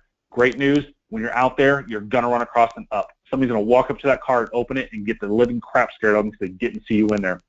Have an arsenal of closes at your disposal. Learn to close. You've got to have 60, 70, 80, 100 closes, because I just sold a guy that I had to ask 15 times to buy a car, and I closed them. Stay away from the 6-car club meetings. Those guys are worthless. They're not going to help you sell cars. They're going to tell you everything bad about it. And then have a why. Have a why of why you want to come in today, why you want to sell cars, and don't make it all about making money. Hey, I want to do this. I want to take my kids on a family vacation because we haven't done one in 3 years. I want to do this. Come up with a why and write your goals down every time. Write them down before you go to bed, and write them down when you wake up every single day. Why we do that is because you're going to sit there and have them fresh on your mind every single day. And we're done. Wow, that was amazing. Thank you so much, Mike Davenport. All right, audience, if you haven't gotten in your question yet for the one and only Mike Davenport, I don't know what you're waiting for. We have a few more minutes left that we can devote to your question and answers. We want to help you beef up your red carpet experience for your shoppers. So get those questions in. We're going to get to them in just a moment. Before we do that, woo, it's that time. If you missed it at the beginning of the webinar, well, I announced that our good friend Mike Davenport and his buddies over at Sellcology are going to be giving away an awesome prize today on the webinar. Not one, but 2 of you lucky webinar attendees are going to win the exact same red carpet that Mike uses on his deliveries. You will literally be able to give your customers the actual red carpet treatment, okay? This cool prize is valued at $80, but like I said before, the reaction from your customers, yeah, priceless. So get ready. Get to your keyboards. First person to write in the correct response to our giveaway question will be winning one of these sweet prizes today. And yes, if you're a vendor, hey, we love vendors coming to our show. Yeah, all the time. But this one is really for dealership personnel. So we ask you to please sit this one out. This prize is only for dealership personnel. All right, everyone, here we go. Good luck. Here is your first giveaway question.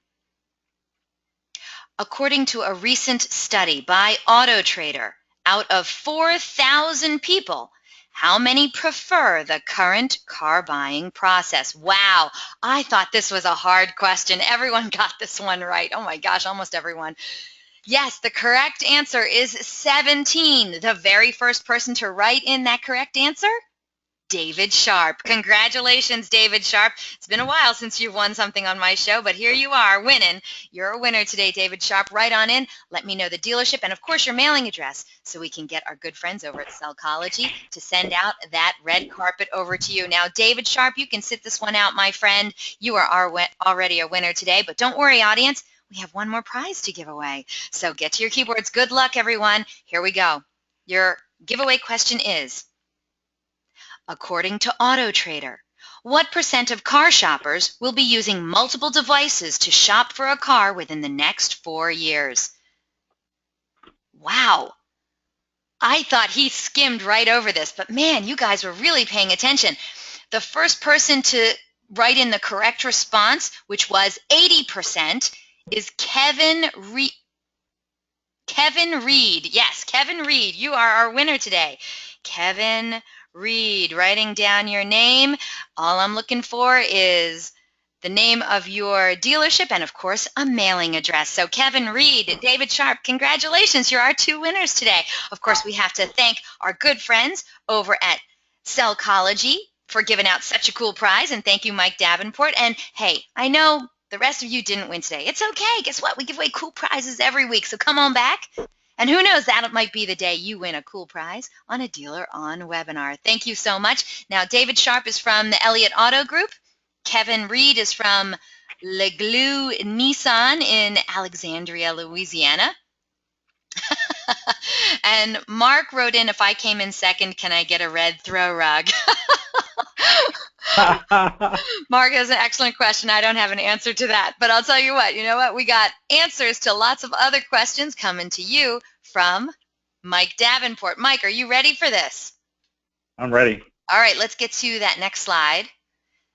And hold on, turn it. Good Lord. All right, I'm going to turn on my webcam. If I remember how to. Oh, nice. Oh, my goodness. All right. Don't make fun of me, people. Hi, nice to see everyone. All right. If you're ready.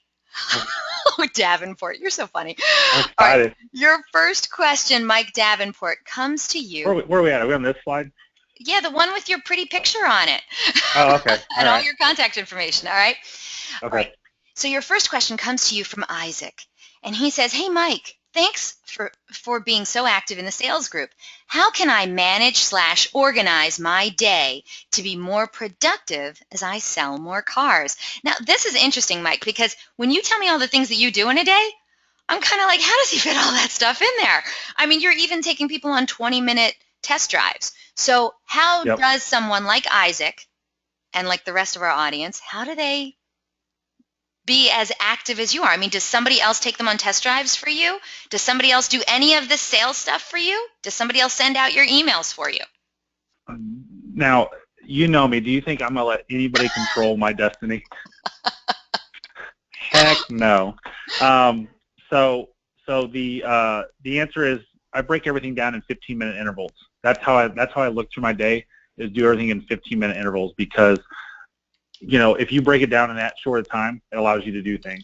Now, my follow-up processes that I do have an assistant, my lovely wife. I have her do everything for me as far as follow-ups with emails and stuff like that, because that's very tedious. It's about 4 hours a day of work that I have to do, and so she does do a lot of it. She comes to the dealership twice a week. She does a lot of it at home, because I do have such a tedious follow-up process to follow with my customers. But my thing that I would do is break it down in 15-minute intervals. But what you don't know is how many videos I do, how many follow-up phone calls that I'm doing. I mean, I'm hammering 200 phone calls a day, guys. I mean, when someone says, hey, you want to talk? My wife wants, hey, can you call me? No, I don't want to talk on the phone. I'm done. I'm spent. So I make about 200 phone calls a day. So don't think that I'm just sitting at my desk doing nothing, but break it up in 15-minute intervals.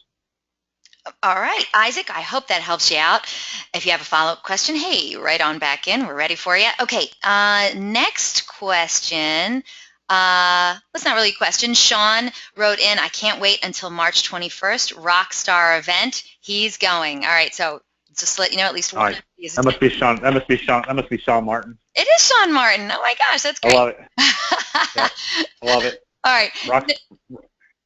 Rockstar is going to be awesome, and I'm not going to pitch it, but Rockstar is going to be awesome, and I don't ever do the same stuff twice. I never do the same stuff twice. I was stressing over this because I did such an awesome webinar, which was my first webinar I did, and I was stressed over this because I don't want to do the same thing twice. I always want to do something different because even though that somebody may be in here that's never seen me before, I still want to give the people who were in here, I still want to give them a totally different and unique thing to invest their time into this webinar that it's different. Right.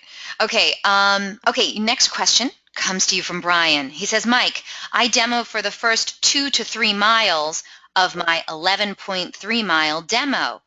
Do you like this idea? Do you recommend this? I think it's a little long. I would go a little bit shorter, maybe just around the block, something to that effect. So you have to look at your demo route and see. I love the 11-mile thing. Everybody's different where their dealerships are. So let's say I've got that area that I can do that long of a demo, but everybody's different if you're in a metro area and stuff like that. But see if there's a place that you can just barely get off the lot and switch and use that as when you take off. I'm going to show you a couple things. So we can get off the lot here, get into traffic, and then boom, boom, boom, and then like maybe just a mile or maybe just a block and a half. You get up there and change and do it that right. I would shorten that, but you're doing it the right way. I love it. All right, Brian, thank you so much for the input. By the way, one of your winners, David Sharp, he says, Mike is making me want to go back on the sales floor. So thanks for that, David. I was a manager from 2002 to 2010, and I got tired of it, and I'm back on the sales floor now for that reason alone, because he's making a comment about it. Okay. He knows why. All right, your next question comes to you from Chris. He says, Mike, what do you think about managers coming to your desk with the customer to desk the deal? That way I don't even have to leave the customer alone. Do we like that idea, Davenport? I've never heard of that one before. That's interesting. I would have to probably see it a little bit more of how it's done. But I'm a firm believer let the salesman close the deals, because that allows you to learn more, get further into the thing. If you want to go into management, if you want to be an F&I, be a GSM, GM, further your career, that's hindering you back a little bit. It'd be interesting to see how they do it, but it's a good idea, but I would rather have the salespeople close. Okay. Fair point. All right, Chris, thank you so much for the question. If you have another one, hey, right on back in. All right, Jake has the next one. He says, do you have a copy of that sheet you're using on the right? So we were talking about that deal sheet instead of the 4 squares. By the way, before you answer that, Mike Davenport, I should have reminded the audience. We forgot again, didn't we? No, I didn't forget. I have it written down. Look, it's written down. Okay. I'm telling you right now. I want you all to take a moment to check out the handouts section of your GoToWebinar interface. In there, you're going to see 4 handouts, 4 of them from Mike Davenport. There's a list of rebuttals to common objections, a list of questions that will get you closer to the sale, and Mike's complete follow-up process. Yeah, and everyone on today's webinar will also be able to download Mike Davenport's slide deck as well. So you want to check out the handouts section of your GoToWebinar interface. All of those are available right now for immediate download. All right, let's get to it. Where do you get that sheet you're using on the right-hand side? That is actually DealerTrack's e-pencil tool. So most of us probably use DealerTrack. I don't know what it costs, maybe a couple $100 a month, $500 a month, whatever. But that's DealerTrack's e-pencil. Okay, I'm just letting you know, sit in and relax, because we have so many questions. Like the whole screen is full. All right. The next question, Brian, Mike, just a side note, most of today's CRMs have the desking sheet on the right if the traditional dealers will upgrade to their desking habits, right? All right, so you were just saying that. They do too. We have eLead. And I'll say nothing but good things with eLead, because they're probably watching and they'll call my dealership if I say anything different. But we use eLead, and they have a really good pencil tool in there as well that we use quite a bit also. Wonderful. Depending on which manager I go to, they give us the numbers they give us in whichever tool they want to use. Gotcha. All right. All right. It's the same layout, just different where they print it from. All right. I understand our next questioner has something to say. Mark says, you know, a lot of us have to deliver our cars outside in the elements with the weather and stuff. Mike is very lucky. They are, but I do deliver cars outside in the elements, and I'm in Louisville, Kentucky, so I don't have a ton of elements with snow and stuff like that with people up in the north and stuff like that. But do it, man. Just do it. I can show you a picture where I delivered a Corvette in 8 inches of snow. So just do it because it's all for the customer.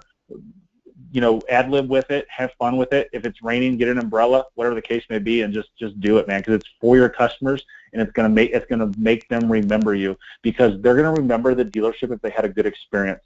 They're not gonna remember you, and that's what this whole thing's about. Is you've got to be remembered. They're gonna say, oh, hey, where'd you get your car? I got it at Bachman Chevrolet. But what I want them to say is, I got it at Bachman Chevrolet, but you need to go see the Chevy dude. That's my goal with all my customers. There you go. Spoken. All right. Next question is from Billy. He has a few. He says, great salespeople struggle getting out the door since the 6-car club blocks it up drinking coffee.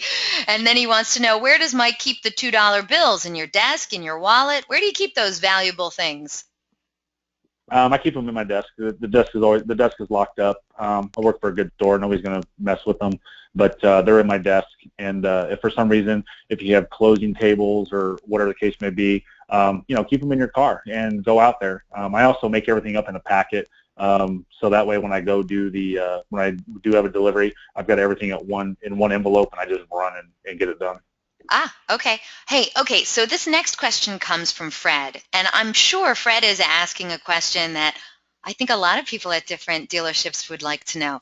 He says, is your dealership okay with the fact that you're building your own personal brand above and beyond their own brand? And then he goes on to say, it may be a dumb question because I'm sure they love the 30-plus cars that you sell every month.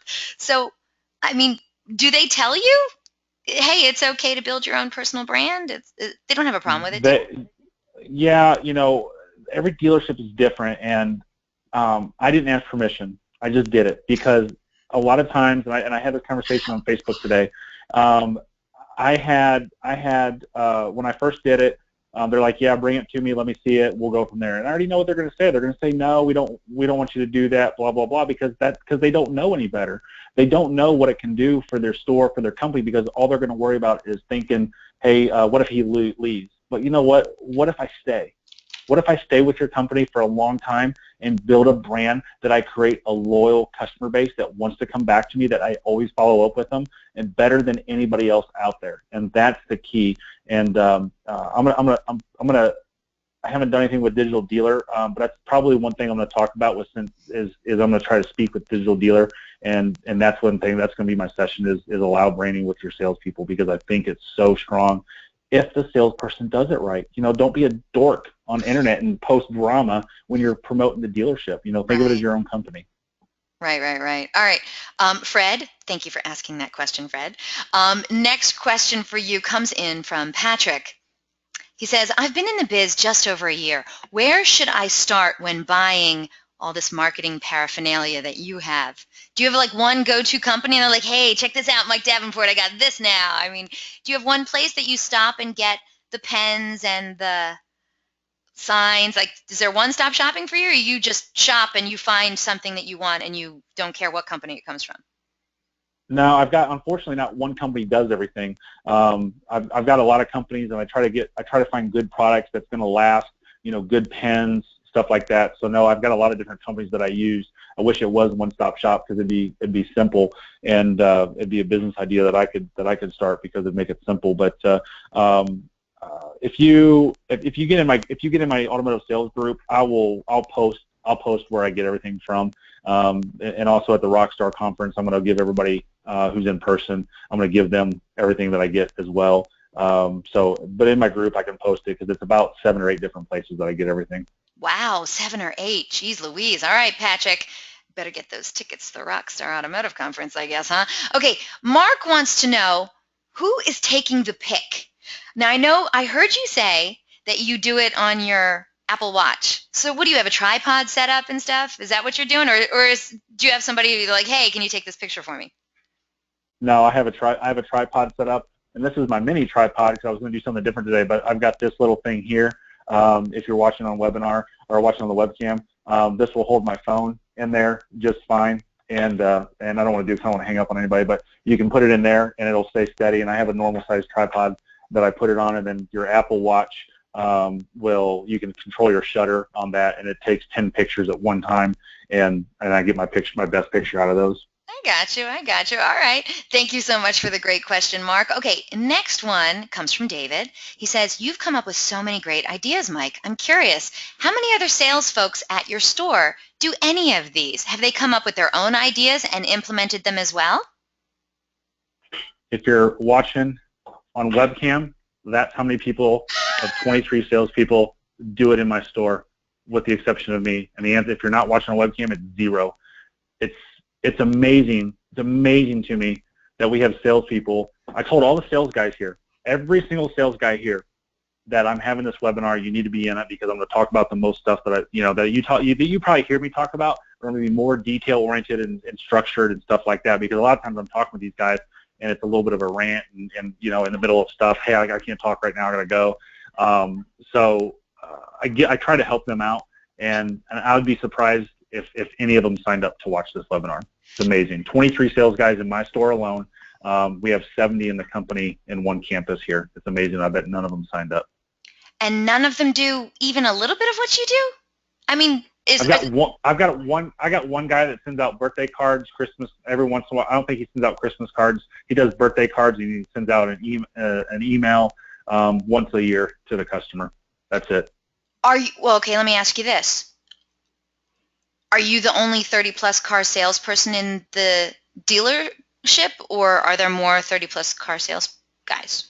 The guy who's been here for this, I think, is his 18th year. He'll hit 30 every once in a while. He's never hit 30 until I did, but he's usually in the low 20s to mid-20s, but I'm the only one who's consistently hitting 30. Okay, fair enough. All right, audience, you heard it. Okay, Scott wrote in, what's the name of that Facebook group again? Automotive Sales Professionals. That kind of sums it up, doesn't it? All right, next question. Yep, right there. Great. Next question comes from Michael. He says, how do you get first page Google results? Well, that might be a whole nother webinar. And it probably is a whole nother webinar, but it's funny that I put up the suggested resources. Read Googleopoly, and that's going to help. That's going to help you by Sean B. Bradley. That's why I put it in here. I did put it in my last webinar. It's a book that's changed the way I look at Google and how I do things, and it's amazing. And that book is about 1.5 years old now, and a lot of the stuff is still relevant with everything. So, but read Googleopoly and pay. If you're going to do YouTube videos, pay good attention to chapter number 5. Okay. Just so you know, going back a couple questions to the one that David had asked about the other salespeople at your dealership, he wrote back and he says, that's kind of what I figured. And then Trevor wrote in, well, I'm moving to Louisville. There you go. All right, next one comes to you from Billy. He says, we already covered that one, Billy. You asked me twice. Where does Mike keep the $2 bills, your desk or your wallet? All right, well, we're going to have to skip over that one. All right, your next one comes to you from Thomas. He says, how do you justify the price and your value versus a lower price down the street? That's an excellent question. Easy. That's typically going to come up at when you're penciling the deal. I'm like, well, I got this exact same car down the street, and it's $2,000 cheaper. That's what's gonna happen when you're showing them the numbers. So you look at them dead straight in the eye, and you ask, oh crap, let me think. Okay, well, you sit there and you look at them and say, no problem, I understand. If the price was all the same, who would you rather do business with, them or me? They're in front of you. They're gonna say you. Oh, really? Okay, perfect. Why is that? And they're gonna tell you something. Why is that? And why is that? And why is that? And why is that? And you keep asking why is that until they're done, and then you look at them and you say, that's why I'm $2,000 higher. I need your approval right here. And that's strong close.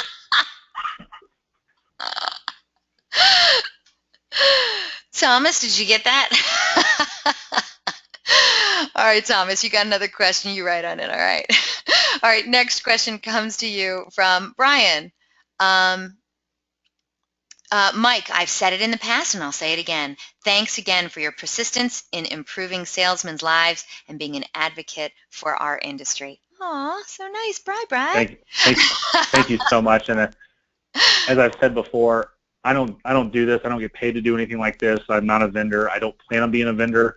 It's a lot of hard work when I'm promoting stuff. It takes time out of me from selling cars. So I do this strictly to give back to the industry that I love, give back to the industry that's given me so many things. And I also try, my goal in 2000 when I got into business, as I said, I wanted to change things and I want to do things different. And now I've got that resource with social media the last several years. So I appreciate that you noticed that. It means a lot to me. Thank you so much. That was really nice of you to say. And Blair wrote in about your clothes that you used in the last question. She said, great clothes. I use it often. All right. Next one comes in from Michael. He says, what brand is the red carpet? I don't think there's a brand. It's on Amazon is where I got it. And you don't want to get into those runners and things. Again, if you get in the Sales Automotive group, I'll post it in there. Okay. It's easier that I can post it. All right. We have still a number of questions to get to, so let's do it. Dylan wrote in, I got caught up with a customer and I was unable to make it on time. Is there a way to listen to this webinar after the fact? Why, Dylan, yes, there is. I'll be sending you a link a little bit later on today. And you can also go online to DealerOn.com/webinar, where you can view all of our upcoming webinars and access any of our past webinars by clicking on the link that says, miss a webinar? So, Dylan, I'm here to help you, all right? All right, next question comes to you from Kyle. Kyle says, what was the biggest thing you did to get your YouTube channel noticed and gain followers? Mike, was there one thing you did, or was it just consistency that paid off? It's two things. You hit the nail on the head. Is consistency. And then the one thing I did is I showed everybody how things work in the cars. Do how-to videos. You've got to do how-to videos, because when you do how-to, that's what people are getting on. The number 2 search engine out there is YouTube, and they're searching how to do this, how to do that. So do how-to videos, and that's going to help you with your YouTube videos. I love it. All right, Kyle. Good question. All right, next question. Oh, we're down to like a handful of questions now. Isaac says, thanks for the answer. The hashtag #4Dude is going, and I'm getting there. Any thoughts of video ideas or info I can give for free to get leads in return? Any thought of video ideas or info I can give for free to get leads in return? That was the question. Just what I just mentioned. Go do YouTube, do Facebook, make sure you friend all your customers on Facebook, and just do good content. Sit there and provide how-tos, how to do this, how to do that.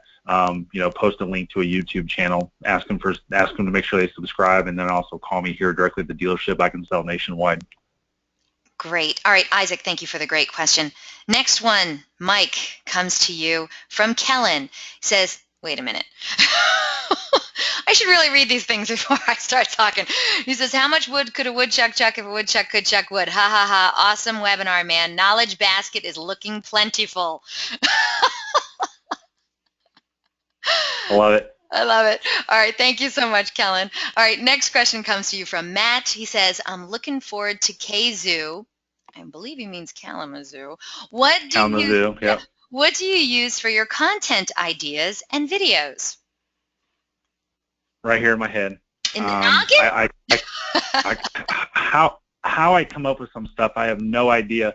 But I try to, what really, a lot of times some stuff, if I could talk, some of the stuff happens because I'm so involved in social media, and I'm so involved with so many different groups on social media that I see somebody asking a question, how do you do this, how do you do that? And I'm like, oh, there's a video.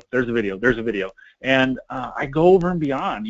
I just did a customer's car. I did an unwrap, and the next up, it's a vendor. They're a great vendor. I love them. they bought me a drone. Why they bought me a drone, I have no idea. You are putting that thing to work too, man. I am. So, I just got a weird message. Did you hear that? No. What was the message? Okay. It says your entry is not valid. But what that means. So the I was hovering over the 2-hour mark of you and I being on this call, and I was worried. So we're at 2:18 for you and me being on the call. So because last time it cut out at 2 hours. But the so I'm in all these groups and stuff like that, and that's really where I get a lot of these ideas. I'm just the more you do, the luckier you get. So just keep doing things. Get out there on groups, and when you're in these groups, they don't want to see a salesperson. They want to see somebody who's willing to help them, and that's the key. And I help people all over the country and all over the world on their cars. I got a guy in Mexico today that got into an accident and can't get his side marker lamp on a Corvette. I went back to my parts department. I bought it for him, and I mailed it to him. I don't get anything out of that. Right. But I helped him out in Mexico. What's the likelihood of that guy ever buying a car from me? 0. But you know what? You don't know who he knows in Texas. You don't know who he knows in Alabama. You don't know who he knows somewhere on the internet and says, hey, you know what? If you're buying a Corvette or if you're buying a Chevy, go see Mike Davenport. And that's what I do so much. That's a good one. Good stories. You got good ones. All right. Next one comes to you from Mark. He says, I love to stay at the desk too, but I have to get the trade appraised. When do you do it? When does Mike get a vehicle appraised? Does he leave the desk or what? Oh, you didn't cover this? You didn't cover this during the webinar? You were saving it for now? I did. I wasn't. It wasn't something I wanted to cover because it's just time and stuff like that. I find out in the get-go if they're trading something, and I have the trade appraisal done while I'm on the demo ride. Remember, I said do as much as you can in 15 minutes. That's one thing that I do. So you do have somebody that helps you appraise? No, I do it all. With eLead, you can scan the VIN and the mileage, and I'll send a text message. I'll send a text message to the used car manager that, hey, I've got this car out here to appraise. The keys are in ignition. Go appraise it. And so I do. So I don't ever leave the customer. Here, let me get the mileage and the thing off of it, and I do a silent walk around real quick. And okay, let's go drive. And I text the manager while I'm on my demo ride. Well, let me just pick my jaw off the desk over here. That's a really good idea. All right, you heard it, Mark. Good luck with that, man. All right, next question comes to you from Chris. He says, thank you for the response. I just want to not leave the customer. The manager would just pick up the dots, etc. Okay, well, I don't know. That's from something else. Okay, Adam says, where do you get the follow-up process? I made it. I made it back in 2000. In 2000, when I came in the car business, I actually had a very good manager that sat there and told me, and a salesperson who was doing it as well, who's not in the business anymore, and showing me what he did. So I really got lucky. I came into the business at the right time. I came in and had the right people around me when I first got into the business, and they showed me some of the best practices, and I just evolved those after the fact. So is it a living document? Do you change it? I mean, do you update it? Have you updated it lately? I did just update it. But it's really what do you call it? A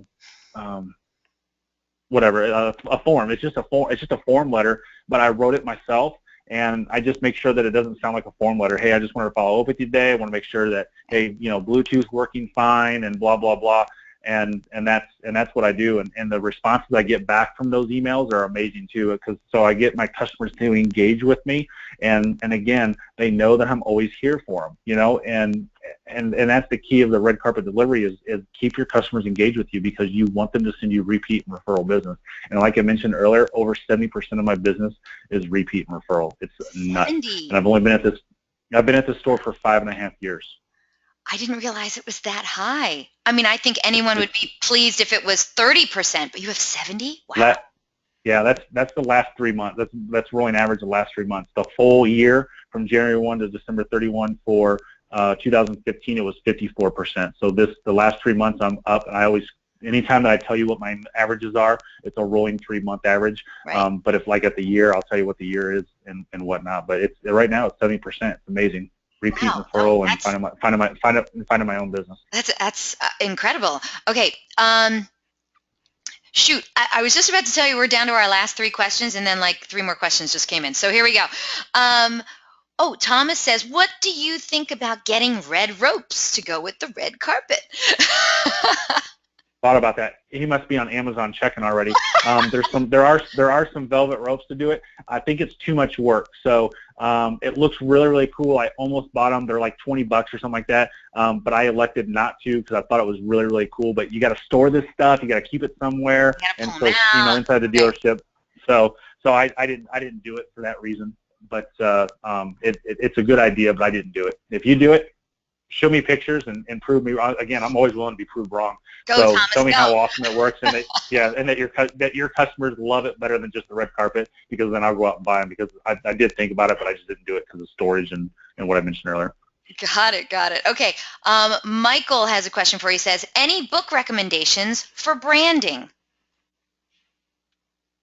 Book recommendations for branding. That's a good one. Gosh, I've never. Have you read a book on branding? No, I don't think. I read. The average person in the country reads 1 book a year. I read 1 book a week, and there's a book that I'm trying to think of on branding. God, I might have it. It's social media something. It's a green book. That's the only one I'm thinking of. It's a green book cover, but there's something out there.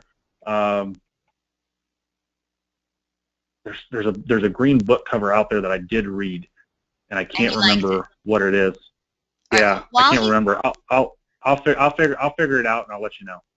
Okay, so that one came from Michael, and you look that up, and I'll just get to the next question for you. Billy wrote in, do you use any of Fran Taylor's techniques? He has some similar, but nothing is new, probably. I don't know. That's what he wrote. Yeah, I've listened to Fran. Fran's a great guy. Fran is a little bit old school, so I've kind of taken some of his stuff and evolved it into the new school stuff. So I have listened to him. I've learned some things from him, but it's got to be involved. It's got to be involved. So take it with a grain of salt and make it your own and make it better in the 21st century. All right. Thank you for the question, Billy. Okay, next question comes to you from Troop, and he says, how much do you spend annually on personal promo products like the stickers, etc.? How much are you investing in yourself every year? I spend about $9 per car. So I spend $2 in the gas tank. I spend $5 on the Coke bottle, and then if you want to take the red carpet and divide it, 80 divided by, I sold 327 cars last year. But then you got you want to do that, you got the sticker inside the door. Yep. You have the business card. You have the sticker inside the gas tank. 7. Yeah, the stickers inside the gas tank, it's a company called 123stickers.com, literally the word 1, the number 1, the number 2, the number 3, stickers.com. You can get like 500 of them for $40. So, I mean, they're dirt cheap. And trust me when I'm looking for things, because I can't, I sell a lot of new cars, and they're $100 minis in my store because of the way we do things. I'm completely happy with that. So if anybody wants to try to start bashing me on new car minis, it doesn't work. I love it. It works for me. I make a lot of money by helping my customers buy cars. I get a lot of kickbacks from GM and stuff like that. So I really look at it as a mini standpoint. If I only sell a mini off of this idea, what's it worth to me? Do I make $90? Perfect. Do I have to take taxes out of that? I'm only making $50 per car? Perfect. And I get a lot of bonuses at the end of the month where our pay plan works and stuff like that. So I'm okay with that. So that's why I look at it about $7, $8 a car, and it's beneficial, and the customers love it. All right, cool. Troop, I hope that helps you out. Should I go back to that question from Michael about your book recommendation on branding? I couldn't find it, but I'll throw it. I've got the book, I think, out of my desk, but I'll get it and put it. No, not getting it here, but I'll get it and I'll throw it in the group. All right, cool. Because it's a good book. All right, Michael. Thank you so much for the question, Mike. Okay, Patrick wants to know, what's the app for trade appraisal? The app it's eLeads. eLeads got the app, and then it automatically saves in there So it's in your in their CRM. system. Gotcha. Yeah, and then the our company uses vAuto. Okay, got it. All right, last couple stuff here. Mark wrote in, I have to run, but thanks, Eliana. You're a great interviewer. And Mike, you are always great to listen to. Mike is telling you the best info in a very concise manner. I hope y'all took notes. Thanks. Thanks, Mark. Dylan wrote in, that is awesome. Thanks for all your help, Mike. You have been an amazing inspiration to branding myself, and I got to tell you, my dealership loves it. And last one, I love it. last one comes in from David. And I just want you to know, Sharpie is literally on like every one of my webinars. And he said, so this has now become my #1 favorite DealerOn Webby of all time. And I have been on a few of these things. Great job, Mike. Oh, wow. Shoot. Now all of a sudden people are writing in. Dino wrote in, great stuff, heading into another webinar. Thanks so much. Sean wrote in, Mike has helped me a lot and I appreciate it. Sean Martin, the Ford dude. And Roy said, nice to see you finally, Eliana. He said, this is my #1 favorite webinar too. Okay, last one. Scott, the name of your Facebook group one more time, Mike. Automotive Sales Professionals. I can't get more concise than that. Audience, thank you so much for being amazing. And Mike Davenport, dude, you rocked it once again on a DealerOn webinar. I couldn't be more happy about that. Thank you so much. Hopefully we'll get you back on here very, very shortly.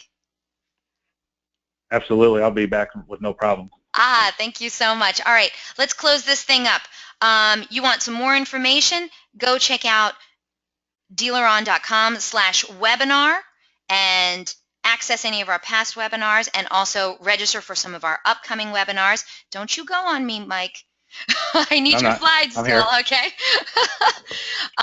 Also, at the conclusion of this webinar, you're going to get a short survey. So fill it out because we're always looking for great feedback from our audience. Today, we're going to randomly select a couple people from all those completed surveys to also win some Google prizes. And yeah, Mike Davenport's going to be presenting at the upcoming Rockstar Automotive Conference on March 21st. He's going to be right next to industry greats like Grant Cardone and Gary Vaynerchuk, just to name a few. He's going to be discussing how to become a 30-plus car salesman and become a rock star of your dealership. So for more tickets to this awesome event, visit rockstarsalesman.com and use the coupon code MIKE for a special discount. And DealerOn is going to be exhibiting and presenting at the upcoming NADA convention in Las Vegas, baby. If you're going to be there, I need to see you. So stop by booth 6626N and check out our awesome booth. You're not going to want to miss it. And I'm going to be there along with these NADA presenters. Yeah, they're from DealerOn. So while you're there, you got to check out their speaking sessions too. It's going to be amazing. And invitations are going to be going out tomorrow for our next DealerOn webinar. The 5 superpowers of persuasion. In every dealership, it's the BDC agents and salespeople who speak with more potential customers than anyone else. And in today's harsh economy, customers are typically demanding, constantly in a hurry, and usually they want information right now. So let's face it, when you blow that call, they don't call back and say, hey, you want to try that again? You don't get a second chance to make a first impression. For any salesperson, your phone skills can be the difference between making more money and, well, not. So how do you ensure that you make the very most of your first and usually only chance to make a good impression? In this eye-opening 1-hour webinar, BDC expert and phone trainer Greg Wells will share the 5 superpowers of persuasion that will take your BDC agents to superstar status. He will share what salespeople need to do to improve their communication skills and their ability to persuade. You'll learn what definitely works and what absolutely doesn't, period. And if you're ready to make a swift and dramatic impact on your sales success and learn the 5 superpowers of persuasion, then don't miss this presentation. Register now. Don't forget, DealerOn's weekly webinars are held Thursdays at 12 noon Eastern, 11 a.m. Central, 10 a.m. Mountain, and 9 a.m. Pacific. We have some amazing webinar subjects planned for 2016, but if you have any questions, comments, or suggestions regarding these webinars and our topics, contact me directly. My name is Eliana Raggio. I'd love to hear from you. I'm everywhere. I'm on Facebook, Twitter, Google+, and I'm on all the automotive social networks, so track me down online or just email me directly at eliana@dealeron.com. Thank you all so very much for spending this time with us today, and I hope to see you all on another webinar in our continuing education series. Take care.